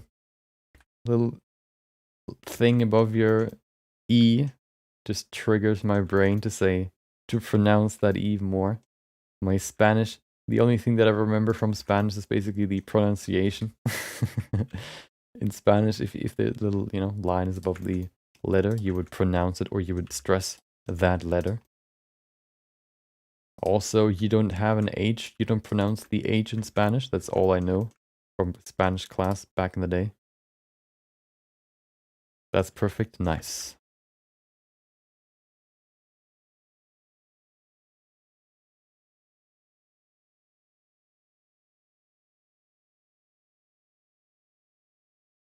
So my Spanish was right. You might not be from Spain, but at least my my very, very limited knowledge still helps.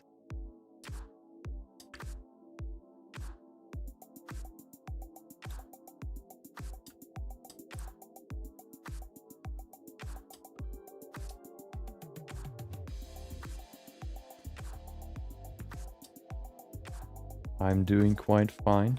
You know, as I just said, it is tedious work, but it has to be done. Maybe I'll actually sculpt the next hair for the next character for 3D. Well, we're gonna sculpt it for the next character because that's what I want to do next time. I want to go into depth when it comes to sculpting a character in Blender. I want to see how far we can push a sculpt. We'll wait until you meet. I don't know. I don't even know how you would how you would say them. I would guess from, you know, Spanish that they just sort of suggest, or they say that you would,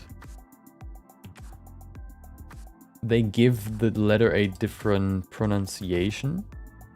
It's not exactly the same in German with, like, you know, the dots above the A, E, and O. But it's similar, I guess. You pronounce, of course, you pronounce them differently, but you don't really just, for example, like you don't just, I guess, stress the letter more. They actually have a different sound to them. So I guess they could also mean something else. Maybe they're a completely different pronunciation.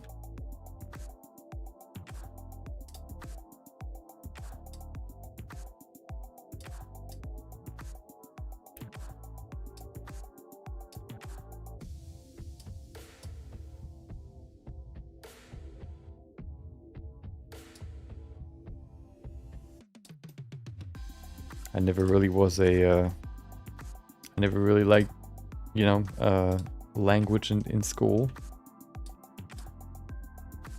Except for English, I guess. I actually don't really know why I never liked it. I think it's just because every language lesson just boiled down to learning vocabulary and yeah, basically just, you know, remembering rules and whatnot, and I don't like just remembering stuff. I think it's also just the case that every time I realize that a class in school wasn't interesting to me or not gonna be part of my life after school, for example, I just don't care about it anymore. So that's why, you know, school wasn't really that interesting to me at all. Except maybe for art. I talked about that yesterday. Or we talked about that yesterday. Art was basically the only interesting class in school.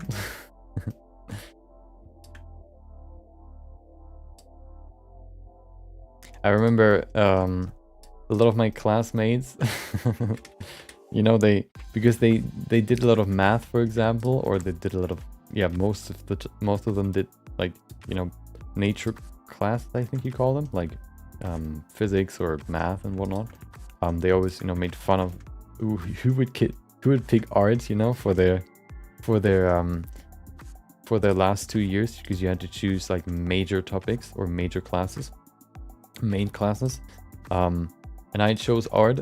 So then when we all put in our papers to choose which one we want to do, everybody, you know, hey, you know, what did you choose? You know, after railing on art the whole time, and then, you know, I was just thinking, you know, I chose art, and everybody was like, oh, interesting. You know, it's always fun, you know, everybody makes fun of something until somebody in their group actually does that thing, you know, and then everybody gets quiet very quickly.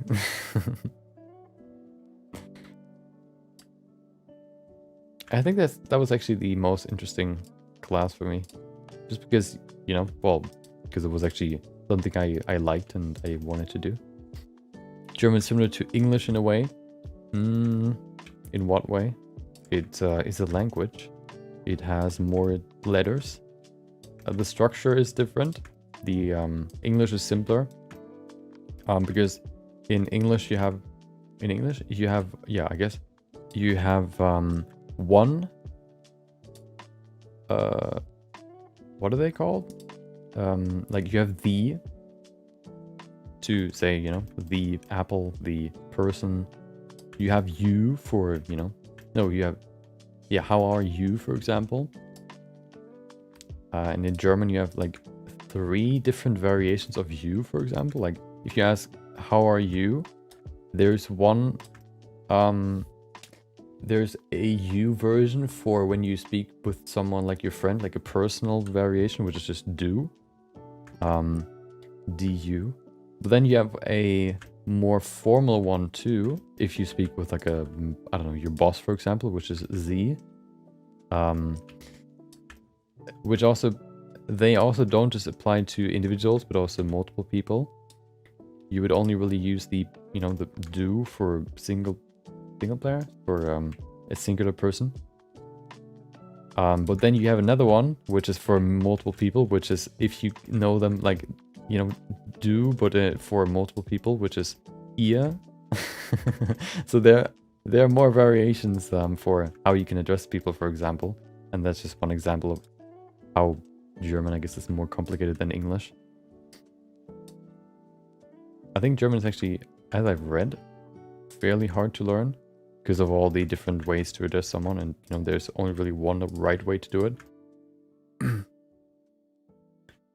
Salute, Genghis, welcome back. Hope you, as always, had a great Tuesday. You know that cable plugin for hard surface modeling? Can you make hair with it? Maybe. Wait, cable plugin? I think I know which one you mean. I don't know. I never really looked into it too much. I'm not really somebody that looks into add-ons too much. Because I don't know. I like to keep things hard for myself, I guess. I like to keep things vanilla, first of all, because, you know, if I do explain stuff, I don't want to say, hey, you know, to follow this tutorial, download 6 million add-ons. And then you're on the same, you know, I can explain to you what I did or how I did it. That's one reason, and also just because I like to keep it vanilla, because then it prevents me from, like, I like to update Blender if you have a new full version, for example, because I like to utilize all the new functionality, for example. But you can't really do that if you have a lot of add-ons that you rely on.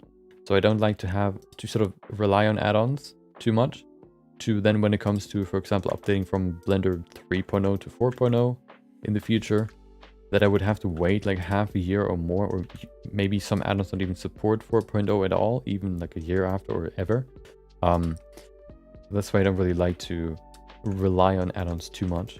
I like to kind of figure things out in vanilla more. Very interesting trivia, yeah.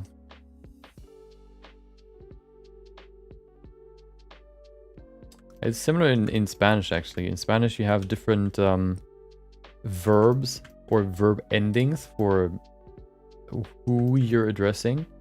So you have one for plural. You have one for yourself. You have one for, I think, one other person. I can't remember which one it was or how many. I think there are like 6 different variations of every verb ending. I think the first one is like O at the end. So tengo means, I think it's like I have. Yo tengo means I have, if I remember correctly. Me llamo means I am. So O is always at the end when you're speaking about what you are, or what you do, or what you did. But then there are different variations for different people. And I think they also change when you change the time in which you speak. So if you speak about past tense, it's different than if you speak about present tense. That's why I always hated Spanish. I only really picked it. Well, we had to use it. We had to choose a different language, a second language. So I needed to choose Spanish because, well, I wanted to learn it because we would always go to like vacation in Spanish countries, Spanish-speaking countries. So it would be quite a benefit for me to be able to speak the native language. But I very quickly got bored of it, or wasn't really, I guess, interested in it anymore. And yeah, I never really learned speaking Spanish too much. And I don't regret it. It's not like, I would do it again, where I would do it better this time. I would not. I know English, and that's all I need to speak with, I guess, 80% of people in the world. Maybe a little bit less. It reminds me how in Japanese you have different ways to say I, depending on who you're talking to. Yeah, I never really looked into how the structure of Japanese, or maybe even just Mandarin, I think that's the right word for like an overall, the language with a lot of symbols, how that works. But I think isn't it more that they describe something rather than just speaking in the present? I don't know how it is, but like you have a word, or you have like it's more like a formula rather than a sentence. No, I guess the sentences are also formulas. I don't know, but it's a different structure of how they speak. It's not like Spanish and German or in English have the same way of how they describe stuff. So if I want to say something, hey, I walked back from school, you would do basically the same in English as you would do in German, and probably in Spanish too. But in Chinese, I think it's a little bit different. But I could be completely wrong. I have no idea. I think that's just what I heard at some point.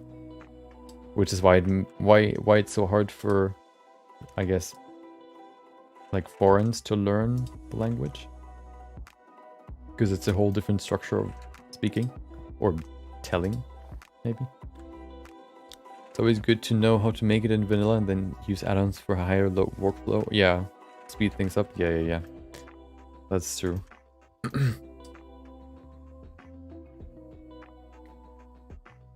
Only an object and a verb, yeah.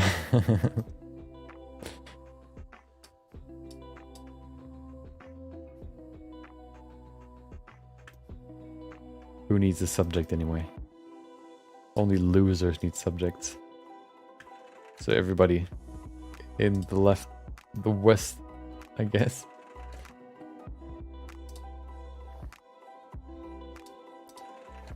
With how many people live in Asian countries, I wonder what the percentage is. Let's see.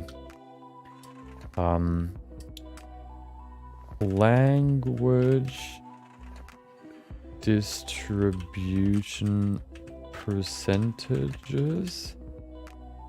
There it is. Oh, wow.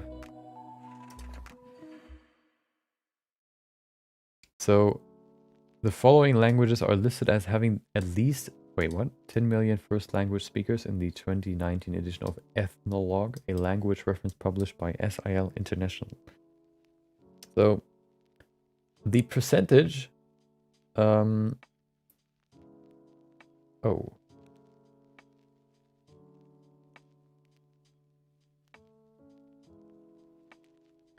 okay. Oh, that's interesting. So the highest percent, oh wow. Wait, what? Okay. The highest percent of people that speak, or the language that gets spoken by the most people as their first language is Mandarin Chinese, with 11% of the world population in 2019. The next one is Spanish with 5.9%. And then afterwards, the third place is is English with 4.9. So 1% more people in 1% point more people in the world speak Spanish than English. That's interesting. I thought, I guess. Well, oh, then you have Hindi with 4.4. Bengali, Portuguese, Russian, Japanese, French 1%, German 0.98. Only standard German, okay. Let's see, distribution of languages. Can we see not just how many people speak one, like the native language, but actually the mother tongue spoken official language worldwide percentage? I want to know how many people, or like a combination of not just first language, but also the second language. So, you know, let's see. List of languages by total number of speakers. Aha, there it is. So, more people talk, hold on. More people speak 11% of 7 billion. That's 1 in 100. Wait, is it? No, it's 1 in 10, true. No, yeah, it's 10 in 100, so it's 1 in 10, true. So here's the list of languages ranked by how many people speak it. Not just, you know, natively, but in general.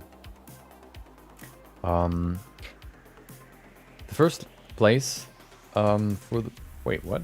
Oh, okay. Yeah, the first place in... Which language gets spoken the most? Or how, you know, whatever. First place is English. Or family Indo-European branch Germanic. First language speakers, 369.9 million.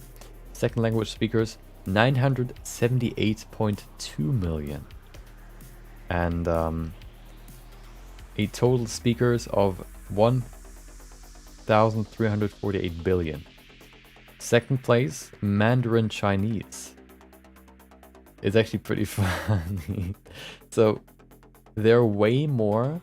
So first language speakers English, 369 million.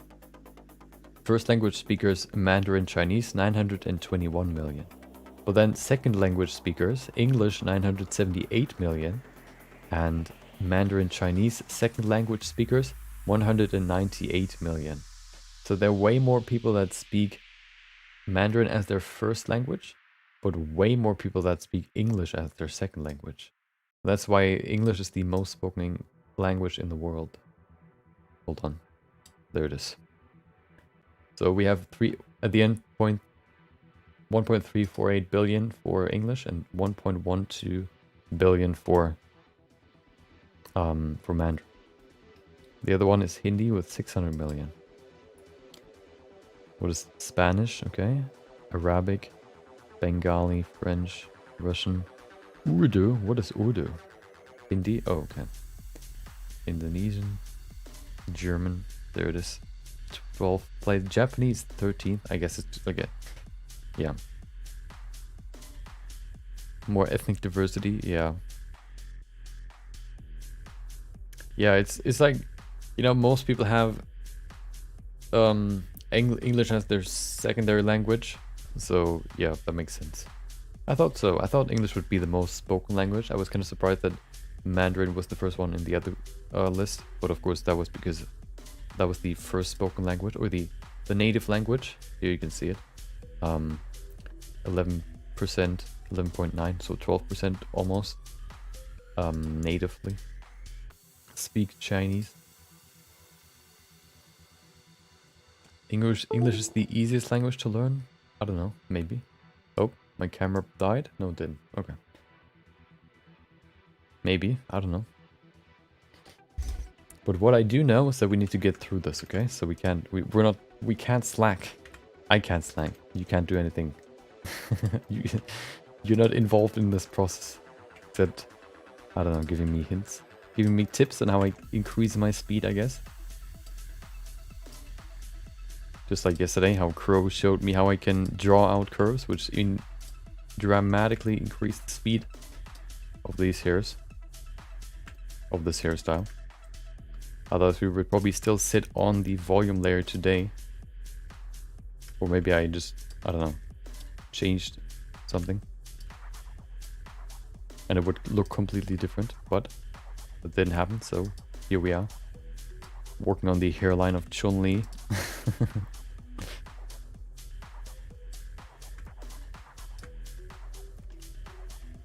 British colonialism, maybe. Oh, true. It didn't say. Wait, oh, I guess it's English, so it includes England too.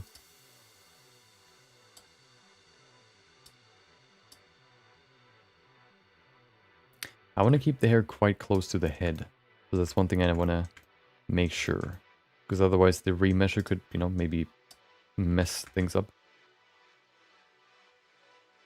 So let's keep it quite close to the surface.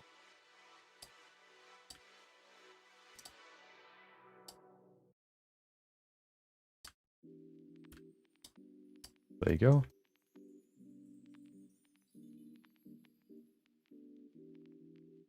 Looking pretty good. Okay.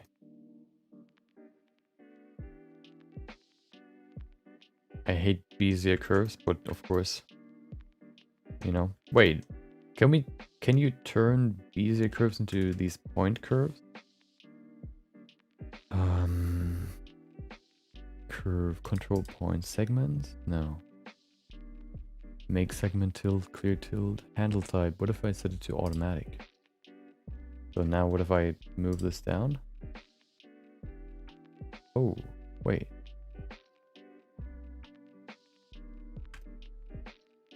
Oh, that messed up the whole thing. Well, maybe I shouldn't do that. Okay. Never mind then.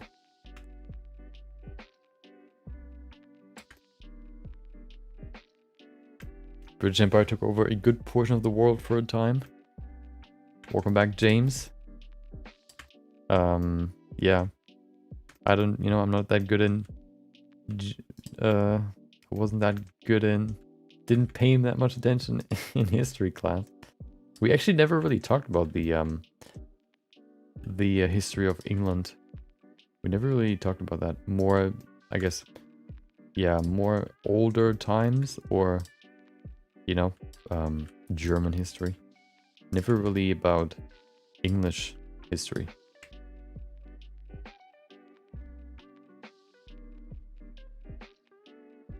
I think so, at least. You know, maybe I missed it. It could also be the case. Very likely. History, yeah, history always felt like a... Especially, like, when I was in school, in high school, we already had phones. And it's kind of hard to force yourself to learn something that you can just Google in 1 second. I guess it's still, you know, it's still valuable to keep it in your mind, I guess, so that you can sort of, you know, you don't have to Google stuff to remember it. But it's like, you know, you asked me this question, I could just pull up my phone and Google when person A did this thing to person B and why it was bad. But no, I have to remember it because I will never use it, but I have to remember it for this class. And that is, of course, a very, very good motivation for me to learn it. Of course. History 1 in college is dope. I never was in college. I never had History 1, so maybe. I believe you, okay? I trust you. What do you learn in History 1? What are the main topics?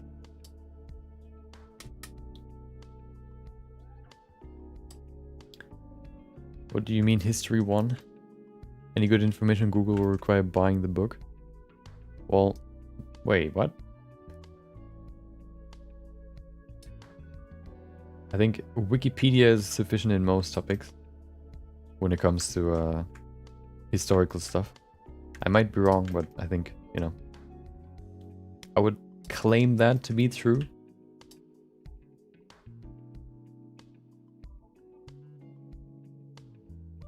don't think that there's a book that has some hidden knowledge that no other page on the internet keeps or has.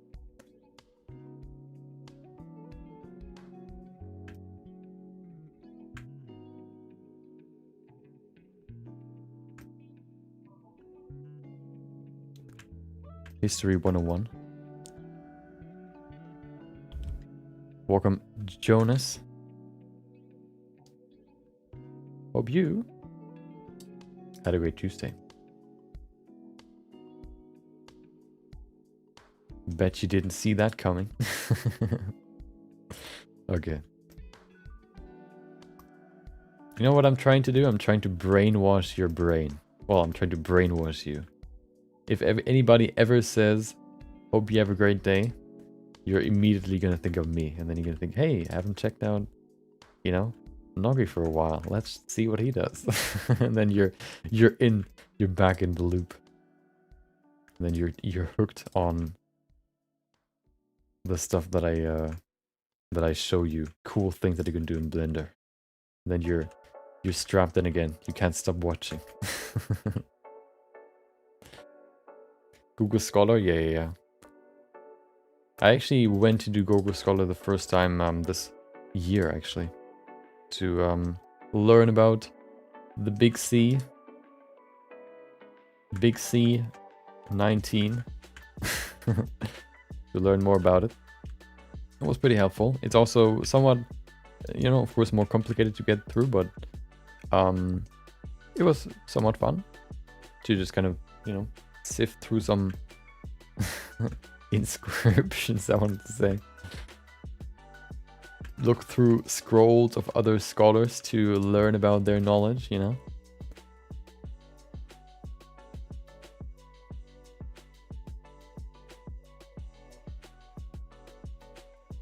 Thought Google was okay, but PhDs will show you how it's full of misinformation. Well, you wouldn't, you know, if you really want to learn stuff about something, then you wouldn't really just, you know, read up on one source. You would read it from multiple sources to see, to confirm the knowledge you gain from one.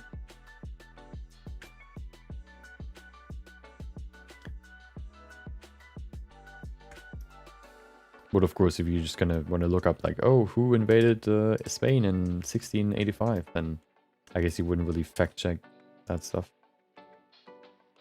But I don't think, maybe, but I don't think like Wikipedia is that wrong on a given topic that you can't even like just get the gist of something. Which of course, which I would say most of the time is enough to, you know, understand a situation, for example. Or a given historical, whatever, historical event. But as always, I might be wrong.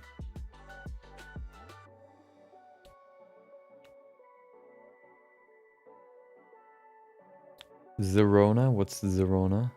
There's an entire division in our schools that ensure books are correct. Oh. Hence why it takes so long to get new information in books. A lot of new info gets proven wrong after some time. That's the first time I heard that as well. Books can be misinformed. I have no idea. Wikipedia can be really wrong on topics that are either political or niche.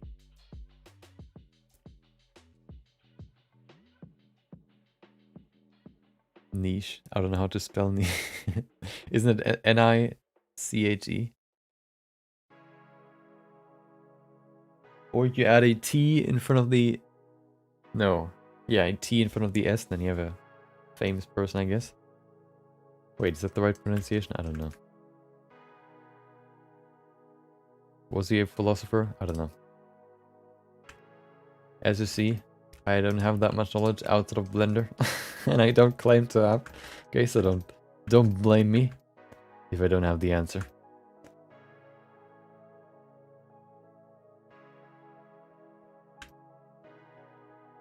Niche? Yeah, I think so.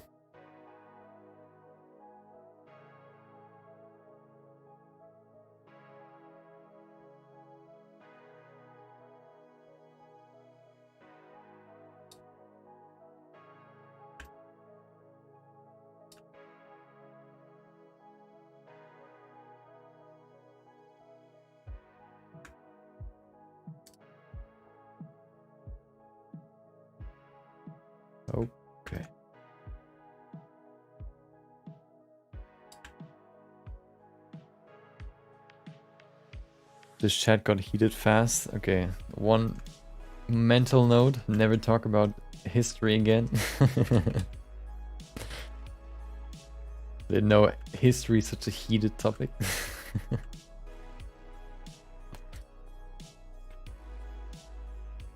How about we talk about politics? Isn't that a fun topic to talk about? Heard that's a very calm topic. Or religion, how about religion? I guess religion somewhat ties into history too. Do you think the people could actually speak all languages when God gave them whatever it was that he gave them, so they can speak? They all speak the same language. Do you think that actually happened? Politics is a very relaxing topic, exactly.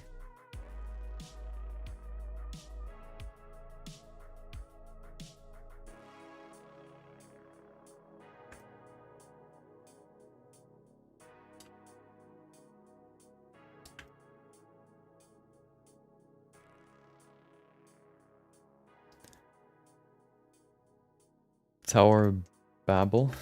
No, that was the other one.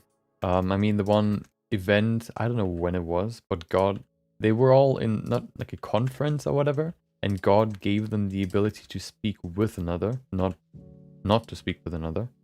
I think in the Tower of Babel, he didn't want them to build a tower up to him, so he just, you know, sabotaged them by letting them all speak a different language, if I remember correctly. But in the story that I mean, God actually like gave the people the ability to speak any language, so they could communicate together, you know?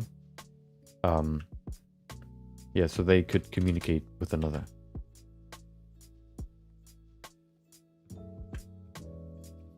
Society would have been so cool.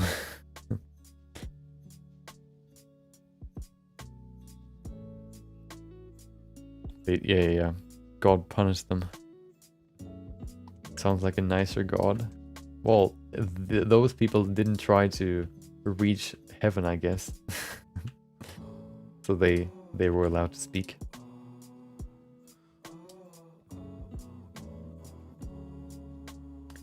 Let me see if I can find it once again to stall the progress of this project.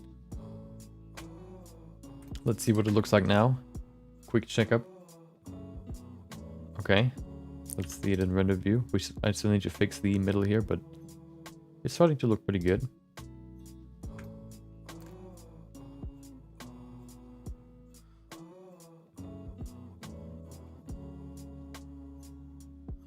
I'm starting to think. So the one thing that I'm gonna review this technique afterwards. But I wanna get some more experience with it. I only know the Old Testament, Genesis and the New Testament. Wait, is there more than that?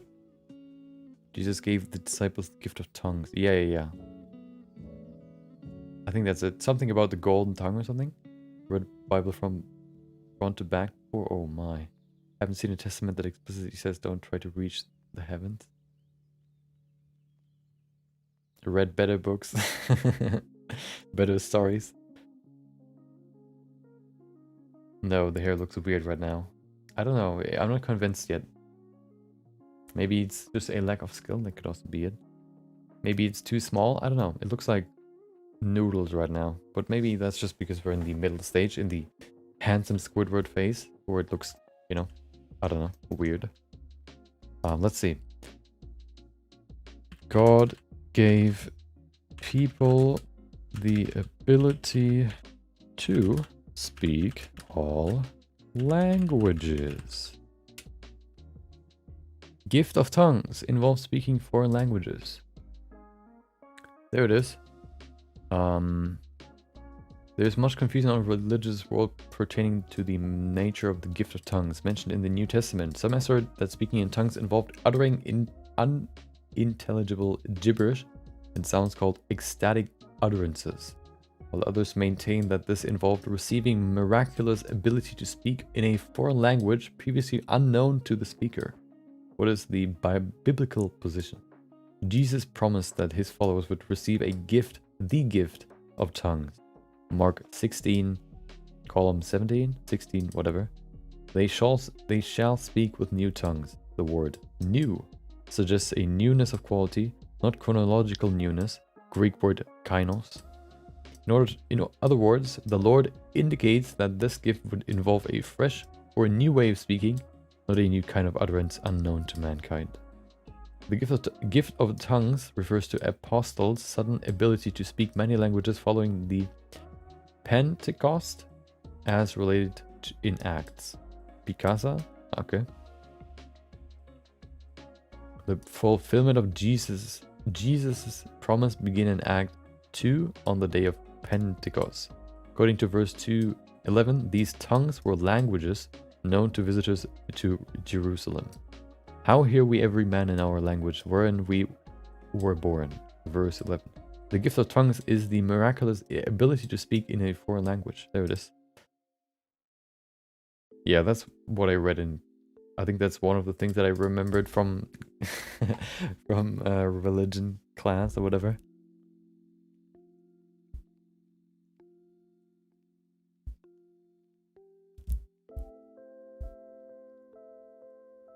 There's stuff that the council didn't admit into the Bible. What do you mean? Maybe it just needs another layer, some more variety. Yeah. I need to look. Yeah, I'm gonna look at my main reference soon, but I want to get the border right first, or done. Bible is full of shit. What do you mean? What? Oh, you mean because of noodles you're hungry? Well, at least I got it right in some way. If it makes you hungry, it looks very much like noodles. The hair is very uniform. Yeah. But that's her hairstyle. That's the problem. So I need to make it uniform, but also not uniform. Yeah, we're gonna figure something out. You said the council omitted stuff from the Bible. Yeah. What did you mean? Comprehend languages is the first level of D&D spell. Okay.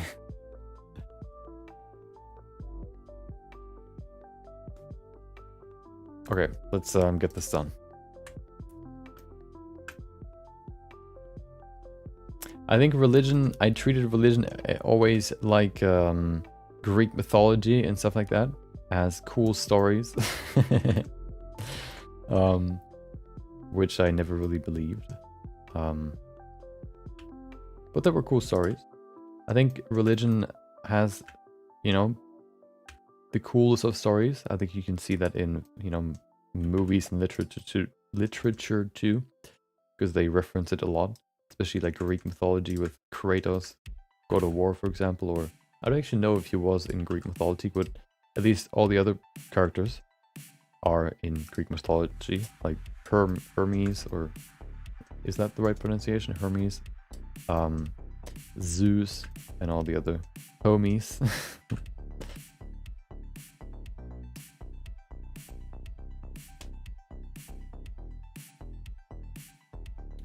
The Hebrews were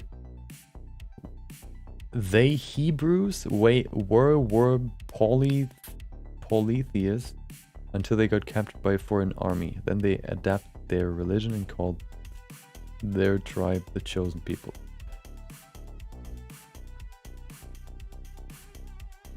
Can you actually send a link? I don't see it, so maybe the bot doesn't allow it. I don't know. I don't see the link. Maybe it's just me. I think James sent another link before, which I didn't see. Maybe, it's visible in chat, but I don't see it.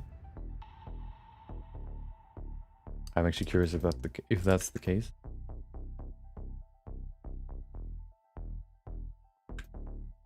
Greek mythology is lit, yeah. Chinese mythology is also cool. Because they sort of, it feels like or like even like Hindi or Hindu, not mythology, but like the stories in their religion.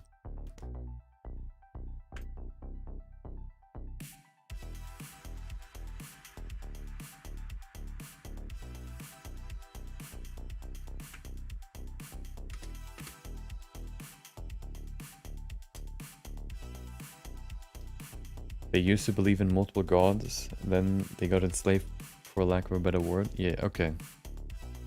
Hebrews were gaslit to believe they were chosen people.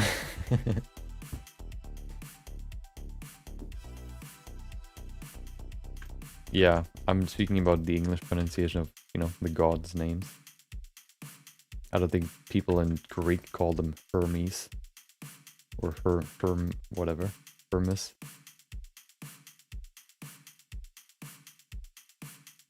Hermes. The homie Hermes.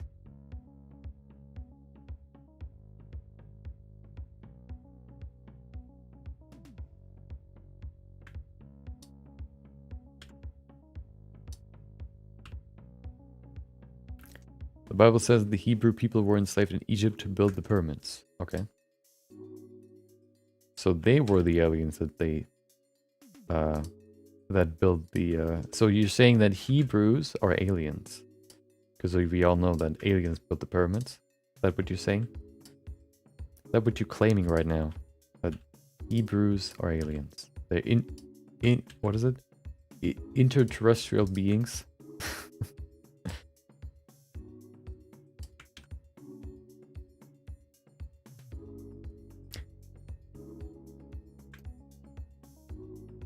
Which is demonstrably false.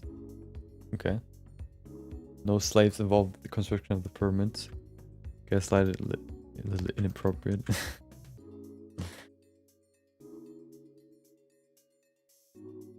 I mean, maybe they had real gaslighters and they forced them, you know, to take their religion by forcing them, or they're gonna get burned. I guess you can call that gaslighting.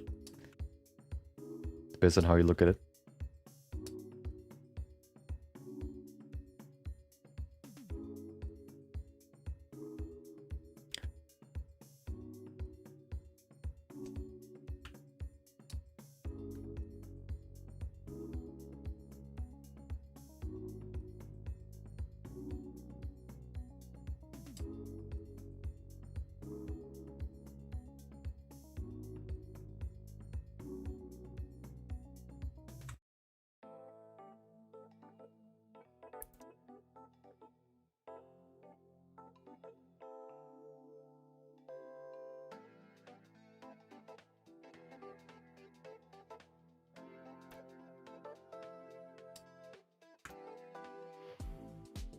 The Hebrew people were 100% not involved in the construction of the pyramids.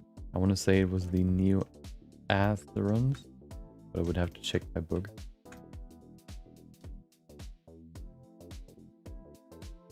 I remember one person in my class back in the day being very involved and very interested in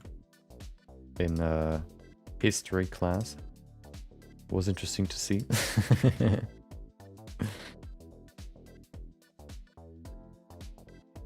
Not saying that it's, you know, bad or whatever. Was just never something that I really wasn't too involved in.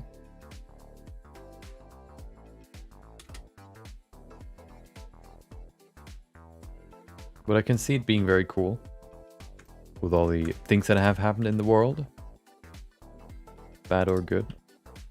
It can be a, you know, topic you can probably learn more and more about as you go. You're never really done learning.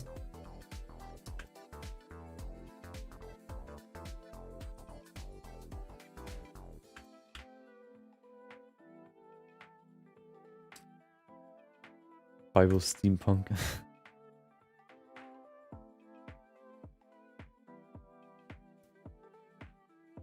What are Hittites? Hittites?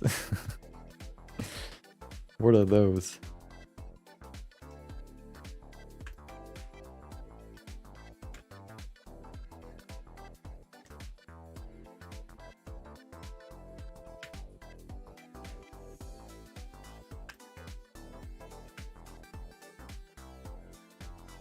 Egyptologist. Oh, that sounds pretty cool.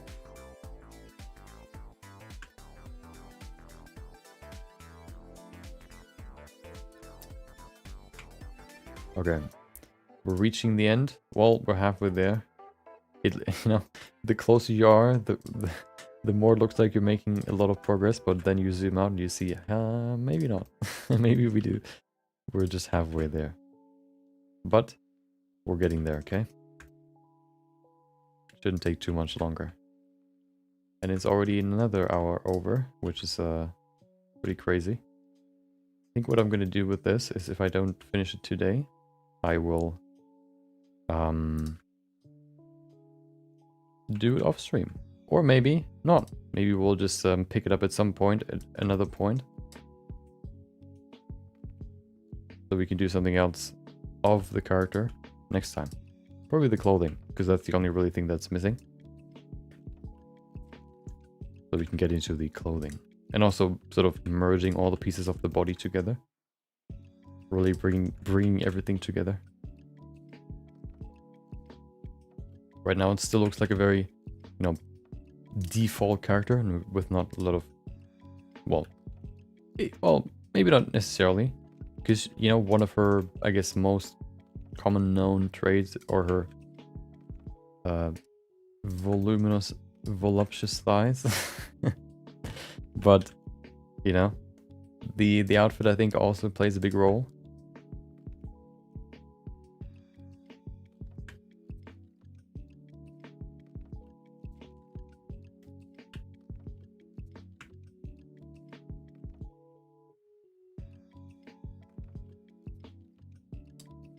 Does the Bible specifically say Hebrews built pyramids?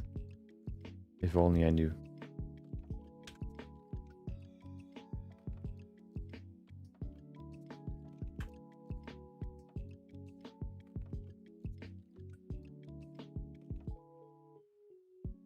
Oh, well, I got a little bit further. So progress has been made.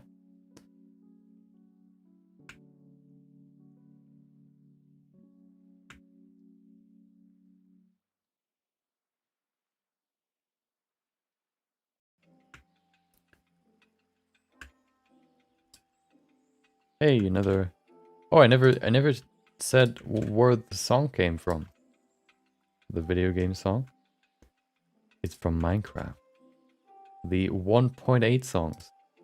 And the newest big update, I guess. They added new songs. And they sound a little bit more refreshing, I guess. A little bit, I guess you could say, I don't know, a little bit friendlier. Not as chill, a little bit more, I guess.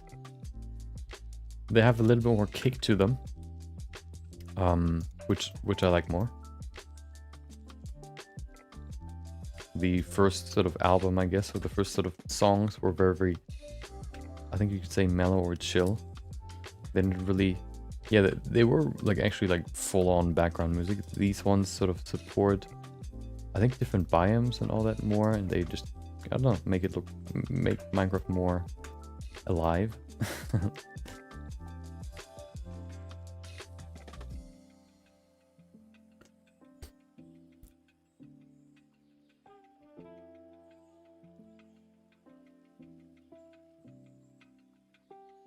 Oh, wait, I'm done. Hold on. Oh, nice. Okay.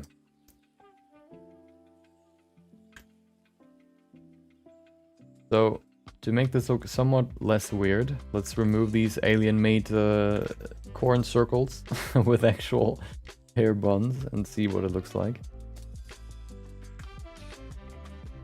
That's only half of it. There you go. It doesn't look too bad. I think it looks pretty good. There are a few things I need to still do. But it looks pretty good. Yeah.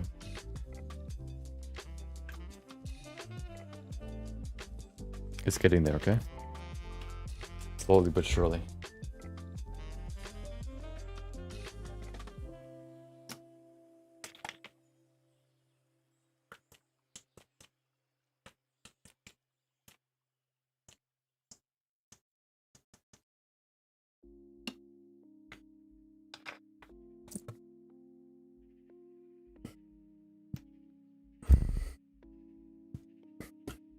Okay. Noodle circles.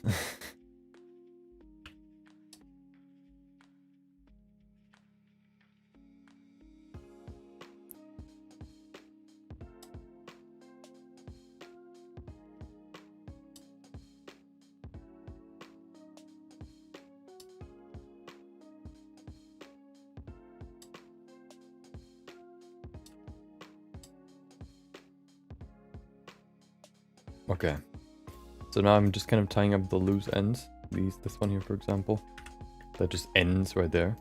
And then maybe if there are some more underlying strands that just end, especially on the on the hairline, I want to fix those too. And I think then we can go to the last layer.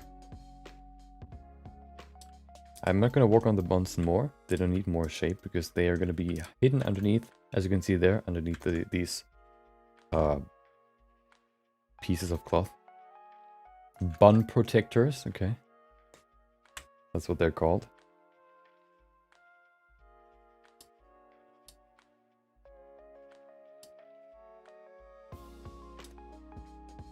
I'm baked, need more weed. The model isn't baked? What do you mean? Or do you mean the model needs more weed?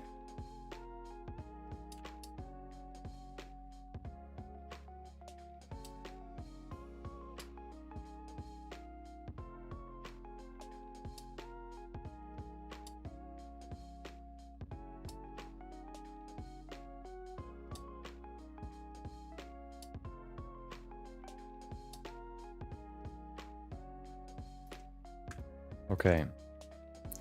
Any more? Oh, there's one. Oh, there's actually another layer.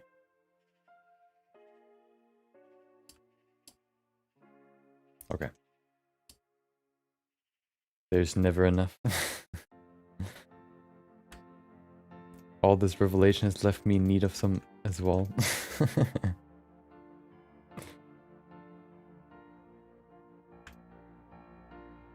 Too many revelations. Need to calm down. My brain is heating up. That's why I just drank some water, because I need to cool it down. Getting too warm, too hot. Was overheating.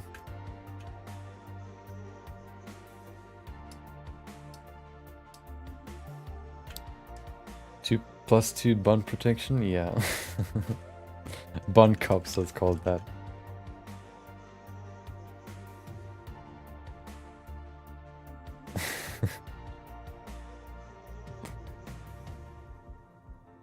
Chun, oh, that's what you mean. No. He's not gonna be consuming recreational drugs, okay? That's not part of her character.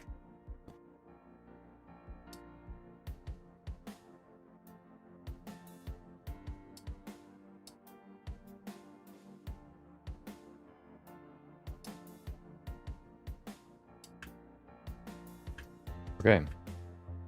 I think there were a few more here in the back. There's one.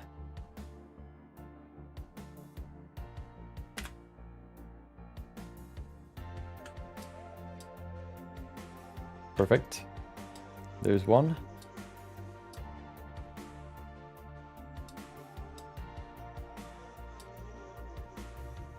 Okay.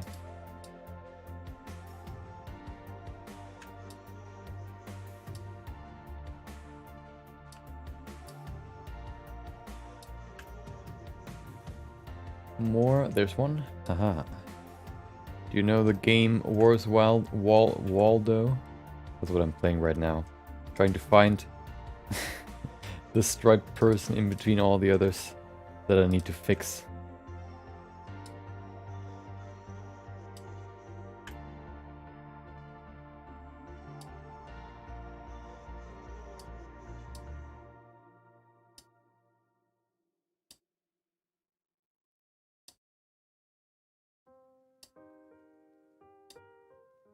Oh, there's another one.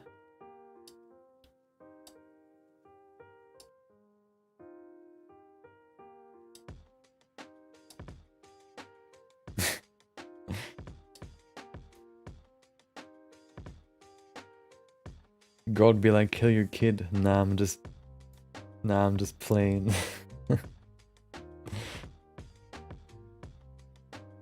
Like, that sounds like a Facebook. Like, God be saying,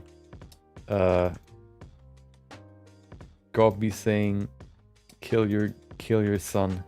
What would you do? Like to kill? Comment to do nothing?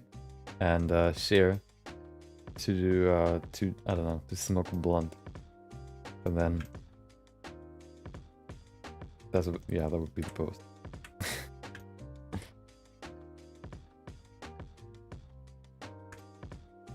And then all the comments would be like, pray to God, I would kill my son. If God would tell me I need to kill my son to show him my devotion, I would do it.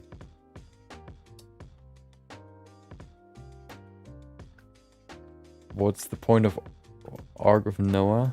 God goes against humanity and then just gives up. Wait, wasn't it more that the world was overpopulated and that's why he swept the land? And he told Noah that he should build an ark. Otherwise, you know, he's kind of screwed. I guess he would either have to build an ark or he would have to learn how to swim.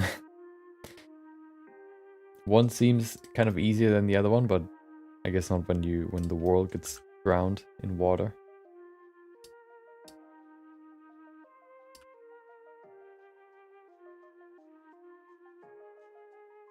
Have you seen humans?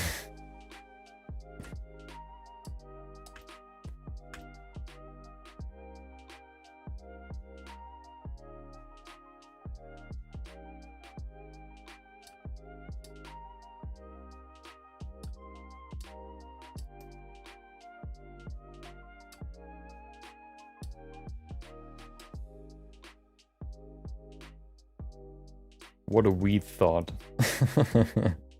You know what? The more I think about it, the more I think humans are pretty bad. Just a thought though. Just a thought though. You know, I just realized humans are pretty bad. For like nature and stuff.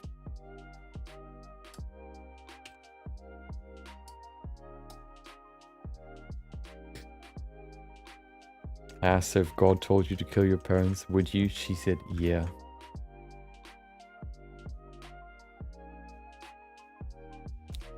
The world wasn't overpopulated? Well, then I was wrong.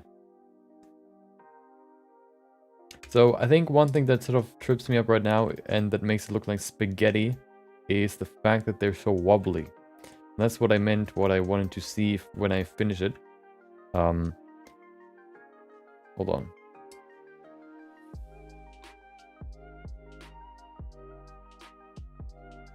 No, it's actually not too bad. I wanted to add some wobbling. It's not too bad. We can see through the hair here, but we shouldn't see that at the end. So I'm not too worried about it. Now we have one more layer to go. So let's do the next one. Let's do the last layer. Humans are not bad, just dumb.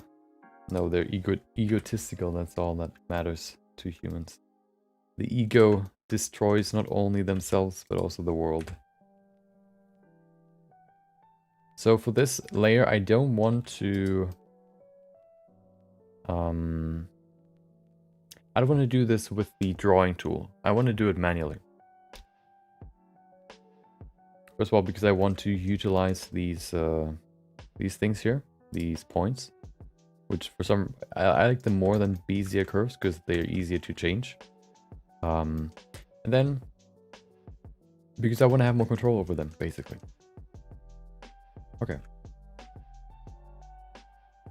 I, as a man, also feel Go. Hello, Go. How are you? The Japanese board game. Go Lang. Okay, so let's do some detail work here. What I want to do is I want to add some smaller strands that just kind of, you know, give it more character. Let's see what we can do here. Oh, hold on. Oh, there you go. Okay. Let's do it.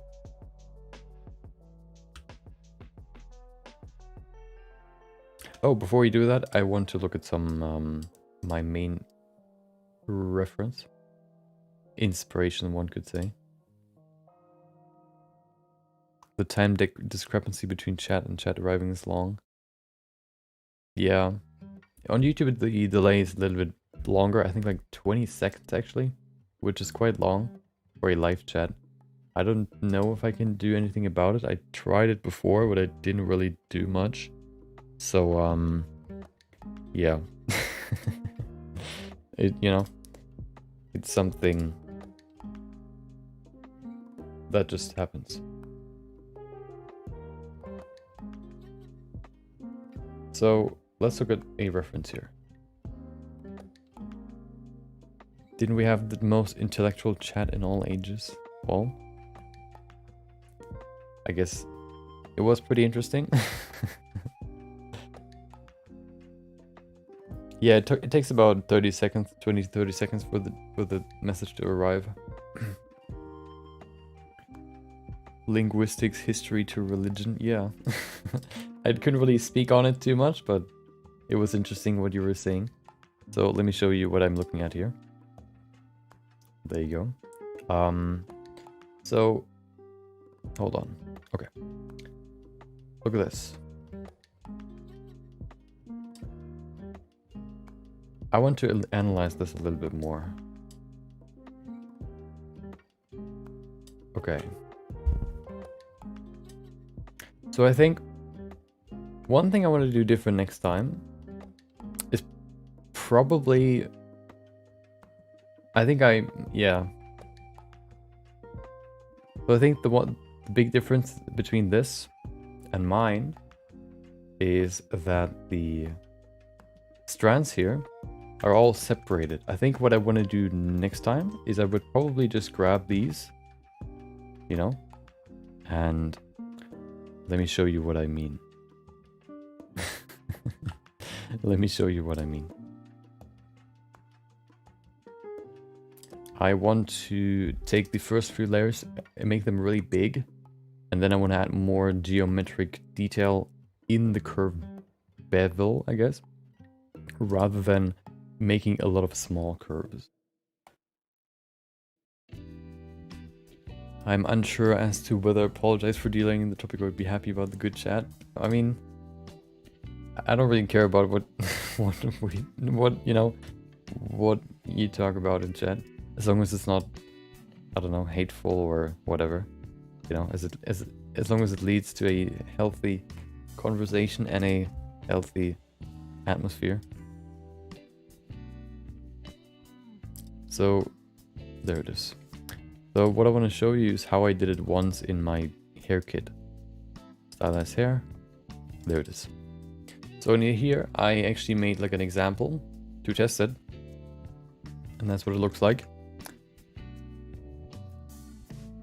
So this one looks, in my opinion, a little bit different than the one that I have right now, which is this one. Oh, hello. This one.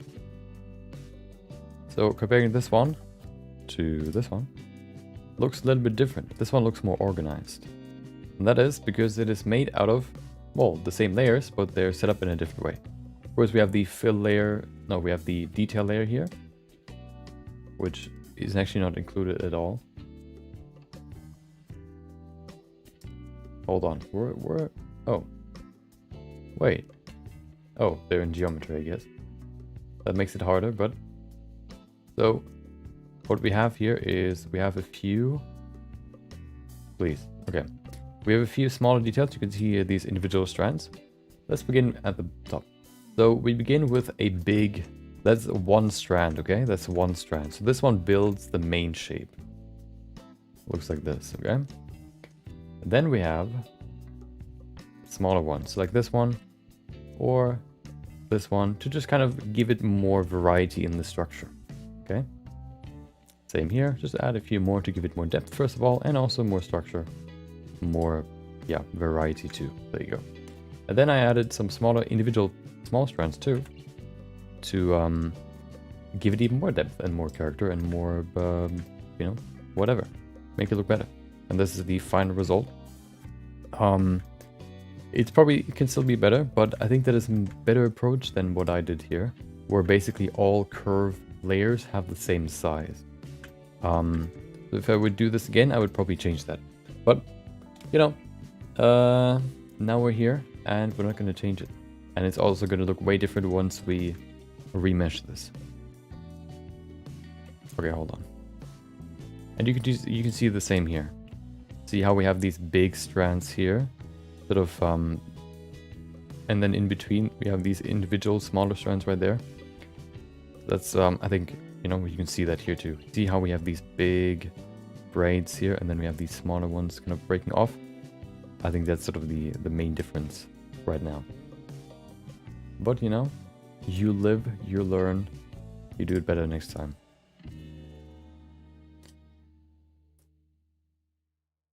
She has some thick strands. Yeah.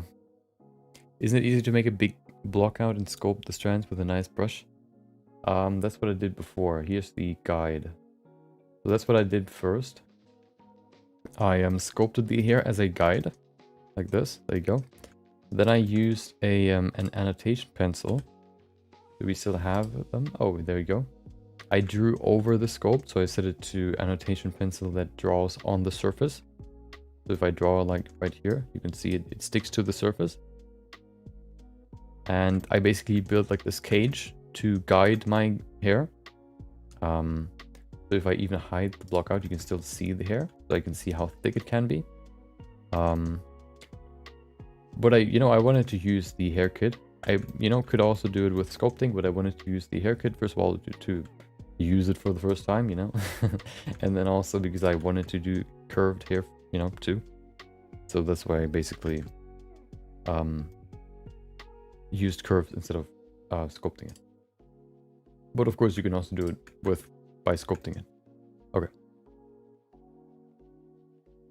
Do you have something like a Patreon so we could get your grubby little hands at those base meshes? And stuff. Well, you can join the Discord, !Discord, and ask for it, and then I'm gonna give them to you. Stuff like what is it? The hair, for example, I posted it before in a link. I have like a resources Google Drive folder with a procedural skin shader and and 2 projects that somebody asked for, and then one more. What is it? Oh, of course, the hair kit. So if you want to use the same hair kit for your hair, you can get it there. This might not be the best promotion for it, but I don't know. Maybe it's convincing to you. What you see here is not the best result that you can get with it, okay? Okay. Have you ever sculpted hair? I have, as you've just seen. Sculpting hair is damn hard. In my opinion, it's easier than using curves. But maybe I need to just get used to curves more. Or, well, this hair is easier. Long hair can be harder, I agree. Smaller characters like chibi is easier. You mean sculpting hair? What is with these MTs in the middle? Everybody asks about those MTs. I didn't even know that they're so obvious. They seem so subtle. But let me show you what they do. Where are they? There they are. So basically, I always hated moving the camera. Hold on. I always hated moving the camera, and then, like, I want to focus the camera on the foot. So let me move the camera up there. Let me move it first. And then, oh, hey, the camera's looking in the wrong direction. So let me rotate it so that it looks at the camera. I mean, at the foot. Wait, I want to see the back of the foot. Let me move the camera to the back of the foot. And then let me rotate the camera so I can see the back of the foot. Takes ages to do it. It was annoying to me, and I wanted to streamline the process. So I basically just used 2 empties to control the camera. So now I used a damped track constraint to control the focus point of the camera. So if I move this empty, the camera follows this empty, so I can say, hey, the camera is supposed to look at the foot. So I'm going to place the empty maybe even with snapping to the surface. I'm going to snap it to the foot. And now the camera already looks at the foot. So all I need to do now is find a good position for the camera to be in. To, you know, look at the foot. And I don't have to do anything more than, you know, place the focus once, and then I can move the camera to wherever I want to always control where the camera is looking at. And then the other one is basically just to... So this one, the other one is controlling the depth of field. So if you... I like to use depth of field, and by going into the camera settings, you have a depth of field setting here, of course. And the focus object can be defined as an empty. So basically the empty here controls, or the empty basically equals or represents the sharpest point of the depth of field. So if you want, for example, the face to be sharp, the sharpest that it can be while still having depth of field, you place, you know, you just put the empty on the face, and then you can be sure that your face is sharp, basically. And that's how you can streamline your camera process, I guess. What's your Discord? ! Discord should get you there.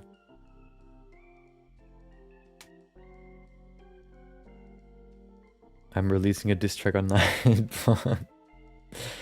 You know, just... I think you can spam up to 8 or 5 emotes. So if you spam, you know, less than that, if you spam maximum of 4, you're good.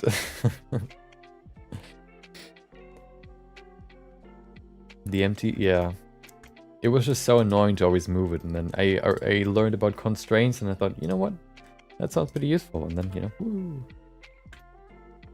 I did a video about it before, like a short, explaining it, but I might do another one at some point.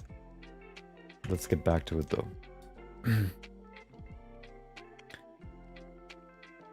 Infinite Journeys challenge? Probably not.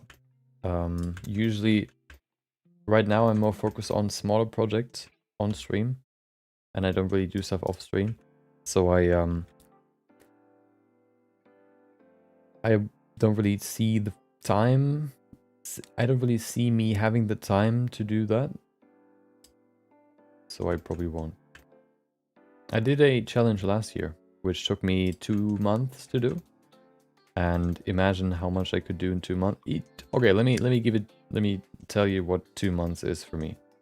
2 months equals 2 to 3 videos per week, which would be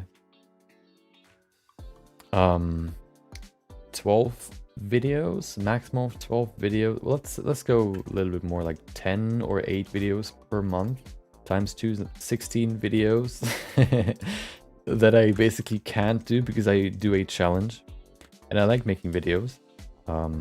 So yeah, that's the reason why I don't do why I, you know, don't do long projects first of all right now, and also why I don't, you know, contribute or, you know, join the challenge. That's basically it. I would, you know, I like these challenges, but I just don't have the time.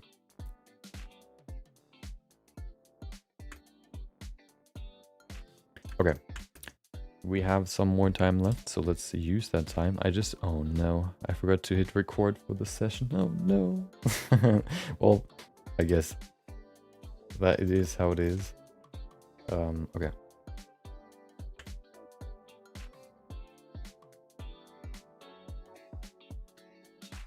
Let's add some threads.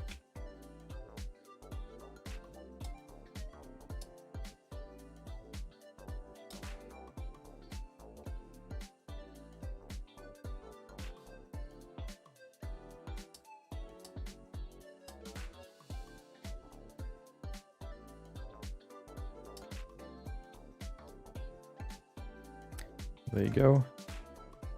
Oh, I want to put it, of course, underneath the skin. So that's better. Also, what I want to do with these is I want to use them as sort of a way to kind of fill this spot a little bit more. I think there needs to be some more here. I'm just gonna do that with these strands.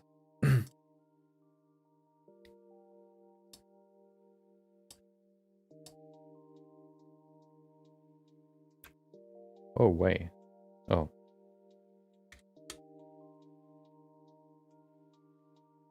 Hi, continue to work. Thank you for that encouragement. Welcome, Crow. Hope you enjoyed your Tuesday.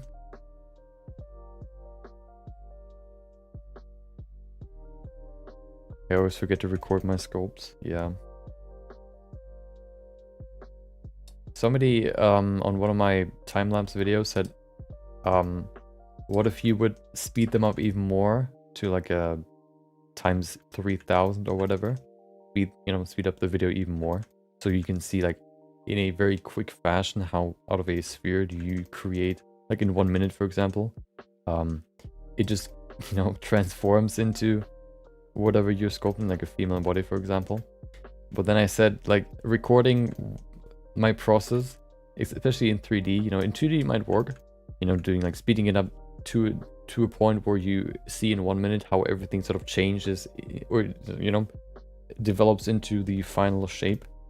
But it's not really that you can't really do that well in 3D, just because in 3D you have to rotate around the model the whole time, so all you would see is like this the whole time, then at the end it would stop and then you would see the final result. That's why you can't really do time lapses that are like that fast in 3D. You might be able to do it in 2D because it's more stationary, but in 3D that's not really possible.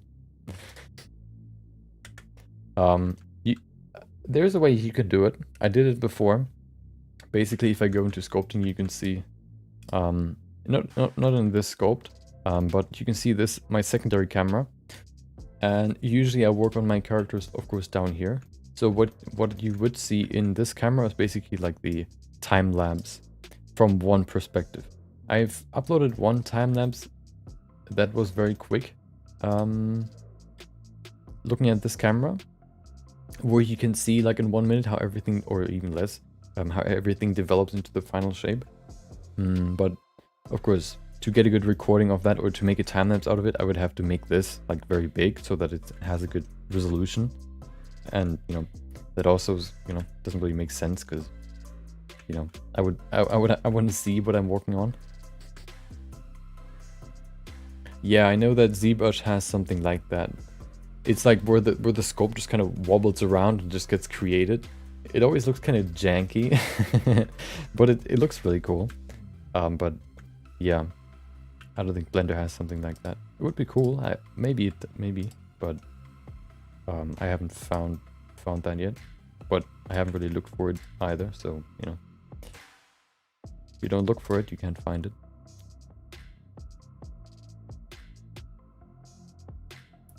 Speaking about stray hairs, let's add some. Here we can now add these flying hairs. Let's sort of give it more depth to the hairstyle. That's why I want to use these individual hairs. That's what I want to use these individual hairs for. Like this.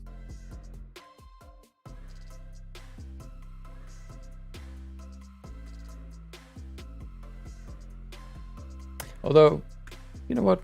We can't do that because it's going to be 3D printed. So let's scrap that. Why? Yeah, no, that doesn't work.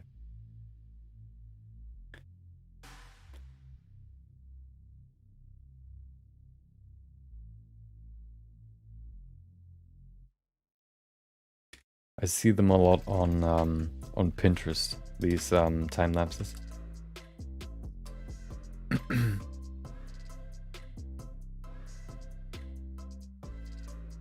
Especially if the person it tries to sort of smooth out the camera movement that the artist did, where the camera moves very smoothly to where you change your object.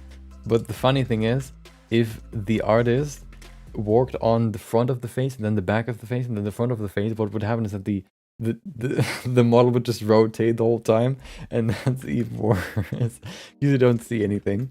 But it most of the time it works quite well. I've seen it a few times where it just like woo, like a few times, just rotate.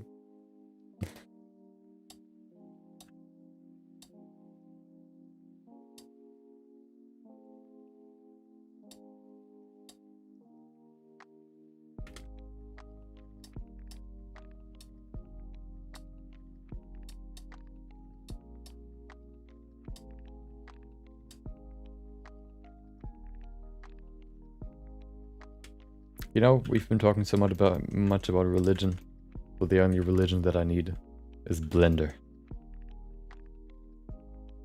So many languages to learn, so many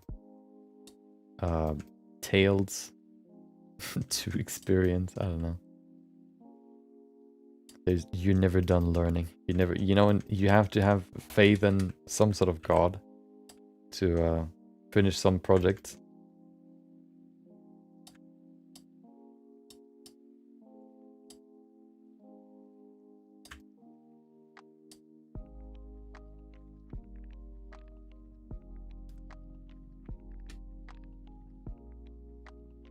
Okay, I'll see you, Genghis. Thank you for joining. Hope you enjoy the rest of your day.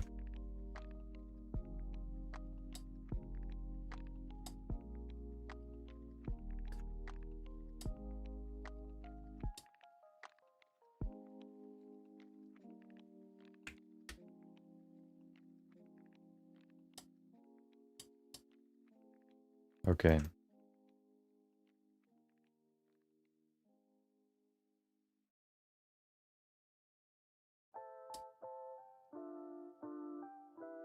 Hail the mighty Blender. Well, that's all you need. As long as you believe in Blender, you're all set. That's all you need in life.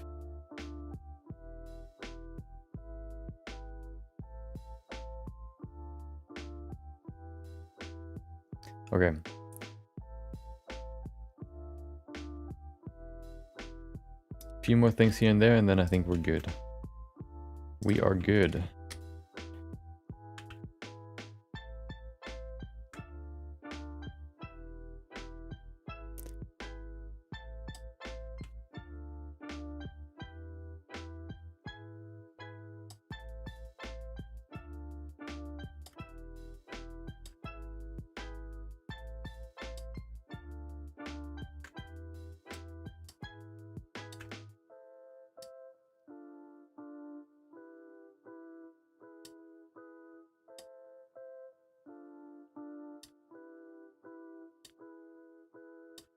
Okay.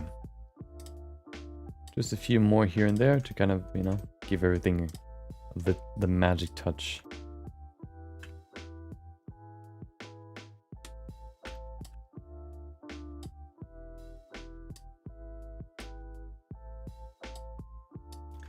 Dude, the more I think about it, the more I'm excited. You know, I love sculpting the most, sculpting in Blender the most. And the more I think about pushing a sculpt to the limit, the more it sounds exciting. The only thing that could be a little bit, I guess, you know, it could get tedious because the more you go into detail, the more time it takes. But we'll see, you know. It's all in the spirit of discovery, learning, and seeing how far you can push things. And also maybe seeing in which way you can push it the most. Maybe multi-resolution is the best way, maybe just dynamic topology is the best way. I don't really know. Somebody mentioned yesterday, or gave me the idea that maybe multi-resolution, like having more subdivision levels with multi-resolution, even though it might be the same amount of geometry, that it might lag Blender more. That it might be true, but I don't think so. But it gave me the idea that that could be true. I kind of thought about it more. I think, you know, it could probably be true, but I think the thing that lags Blender when you add more subdivisions or, you know, multi-resolution levels is more that it... Dude, this hair strand is just making me crazy. I think it's more that, you know, the amount of geometry that it has to calculate, which is what makes it lag, rather than the, you know, the level of subdivisions. I don't think that's really the problem. What's oh.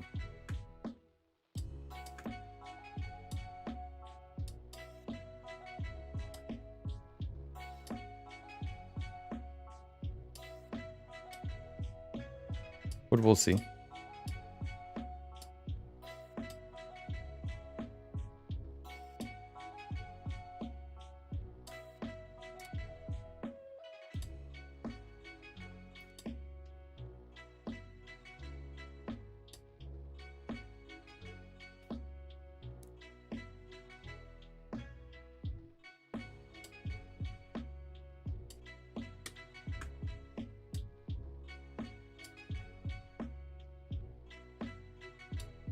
You know, if I think about it, Blender sounds like a pretty cool name for a god.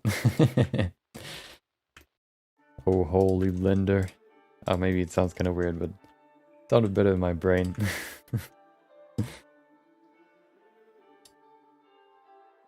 Blender is angry today. He's letting he's letting it rain today. He's angry or he's sad. Have you played to Blender yet?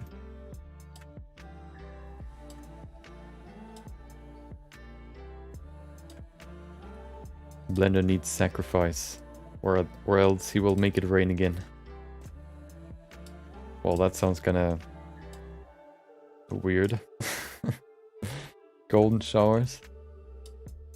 Significant piece of his way of ruling the world.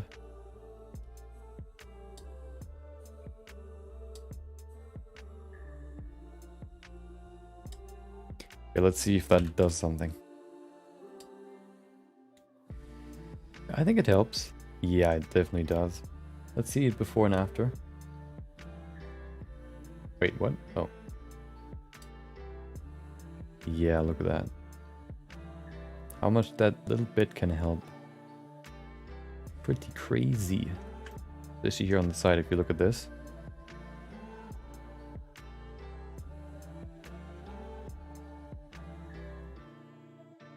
Okay. So it's super crazy, of course, because it's detail, but, you know, it still helps a little bit. We would be crazy if you would stop now.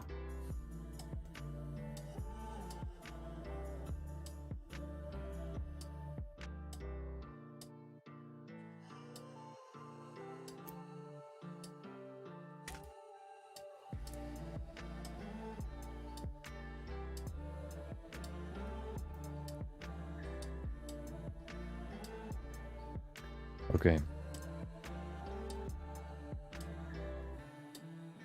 So this is what we would have done if we wouldn't have drawn them. You can see how much more tedious this would be. But also you have more control, so that's what I'm kind of struggling, you know? Whether or not I like this or the other technique more. I think the other technique is better for speed. I think this one's maybe better for quality. So I'm kind of, I'm not really sure which one I would like to use in the future. This one feels better, to be honest. Especially because of, when I want to adjust stuff, it's easier because I only really need to move the points rather than having to fiddle around with the Bezier curves.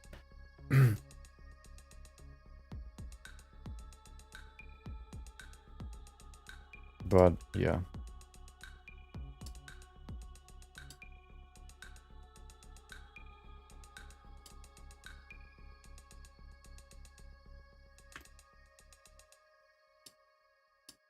There are a few things that I would do different next time.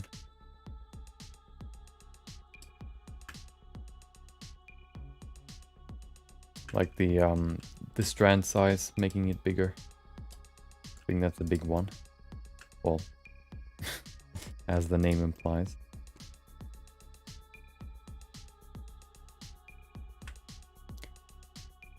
Mac Blender. Thane of Cawdor? What's Cawdor? Oh.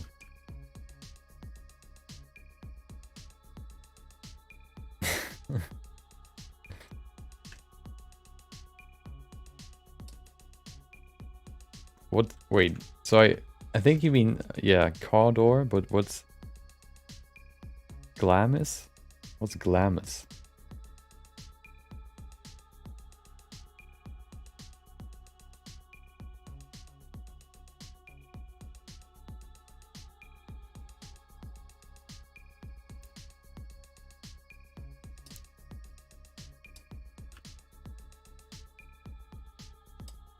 Maybe it was an unintentional wordplay.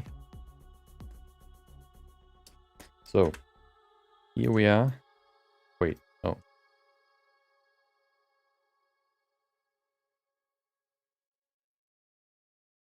Dude, there's so many points, I don't even know where I am. Going crazy. Is that the right one? No.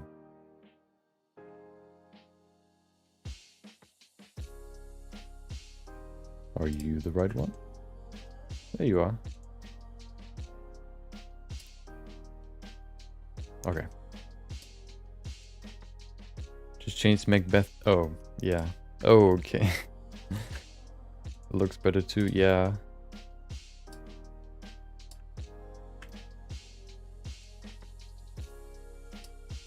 Okay.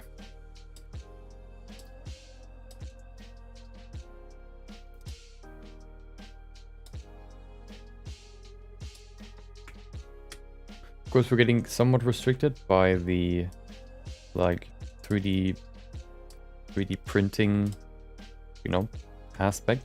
So we can't add like hair strands that just kind of go off the main silhouette or off the main bulk of the hair, but you know, that's just how it is.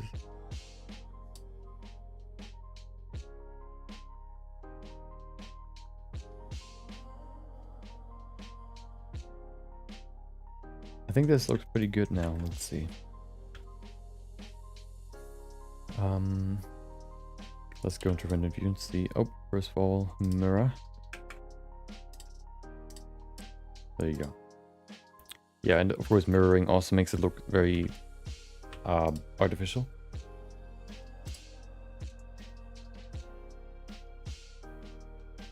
But I think it's not too bad. I think it looks pretty good. For the first time using it. These, oh wow, look how much depth these add. These bigger strands, look how much they add. They still look like noodles.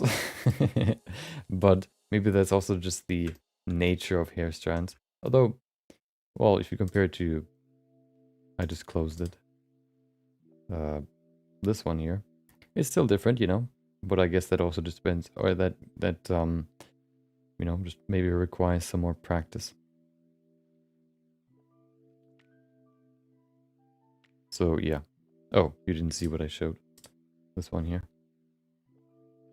requires some more practice. So yeah, I think this looks pretty good. It will do the trick, okay? That's all that matters. Depending on the printer. Well, no, not that fine. This is supposed to be a somewhat big statue at the end. Or figurine, but not that big. So yeah, it's you know, the detail can be somewhat small, but not that small.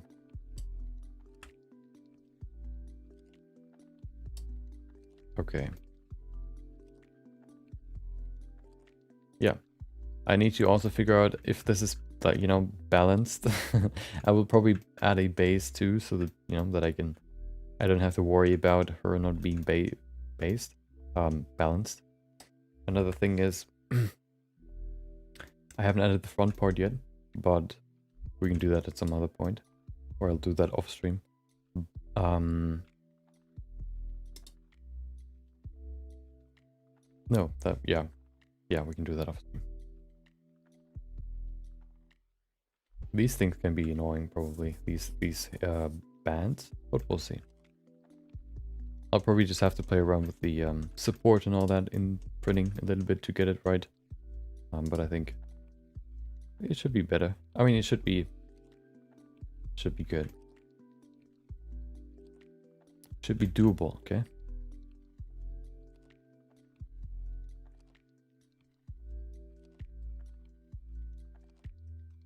Yeah. So here's the final look at the hair for today. The only thing that is missing is the front puff. So it looks a little bit like Chun-Li, but not 100%. But, you know, we're getting closer and closer to it. The next part will be the clothing. Which will be the next part. It would be painful to support such small details. So, this one's I think this one's somewhat the size as that it will be. Hold on. There you go. So you can see the horns are pretty thin. I haven't played it, like, this is the first 3D print that I ever did. And the only one. No, I did another one. This one just in smaller. Where I tested some stuff out. So you can get quite thin if you look at the ears, for example. You can see it, you can somewhat see it, how thin they are. But it's still, yeah, I don't know how, you know, I still need to, you know, play around with it. But yeah, we're gonna get there, okay? And we're gonna see. And you know, the only thing that I also need to remesh this, so we'll see what it will look like after remeshing. Maybe we'll lose all detail, but we'll see. This will conclude the hair. As I said before, tomorrow we're gonna do something different. I haven't decided yet. Well, I have one thing that I want to do. I'm not gonna say it though. Another thing before the stream starts, the next video will be released on my main channel, and it's gonna be a good one. So if you're into character creations in Blender, for example, I think it's gonna be very helpful. So if you want to check that out, do that. I have a FDM printer, so the one that creates layers, not the resin one. Resin seemed to be quite messy, and I didn't want to deal with that, so I chose the other one. Seemed to be more beginner friendly, and it's also, you know, fairly simple to use now that I've used it for a while, or I played around with it, and it's also pretty cool to see it how it builds each layer. So yeah, that's that. Here we can see the full body. Yeah, I'm excited to see what it will look like in the end. Yeah, but as I said before, tomorrow we're gonna do something different. So yeah, thank you for joining today. Hope you enjoyed today's stream. Hope it was enjoyable, or maybe you learned something new. Thank you for joining. Thank you for watching. Thank you for listening, chatting, or just being here. If you need a very detailed print, send me the file. I can send you the print. I want to test out mine. That's the whole reason why I want to do this. I want to get more into 3D printing. So, you know, you printing, it doesn't really work. Yeah, Mars is the one with the resin, right? If I remember correctly. But yeah, thank you for joining. Thank you for listening. Thank you for chatting, watching, or just being here. I hope you enjoy the rest of your day. Maybe I'll see you tomorrow. Maybe I'll see you next time. Until then, hope you enjoy, yeah, the rest of your day. And take care. Chat delays, oof, yeah. Yeah, I want to, yeah, maybe I can do something about it. I'll check it again. But yeah, enjoy your day.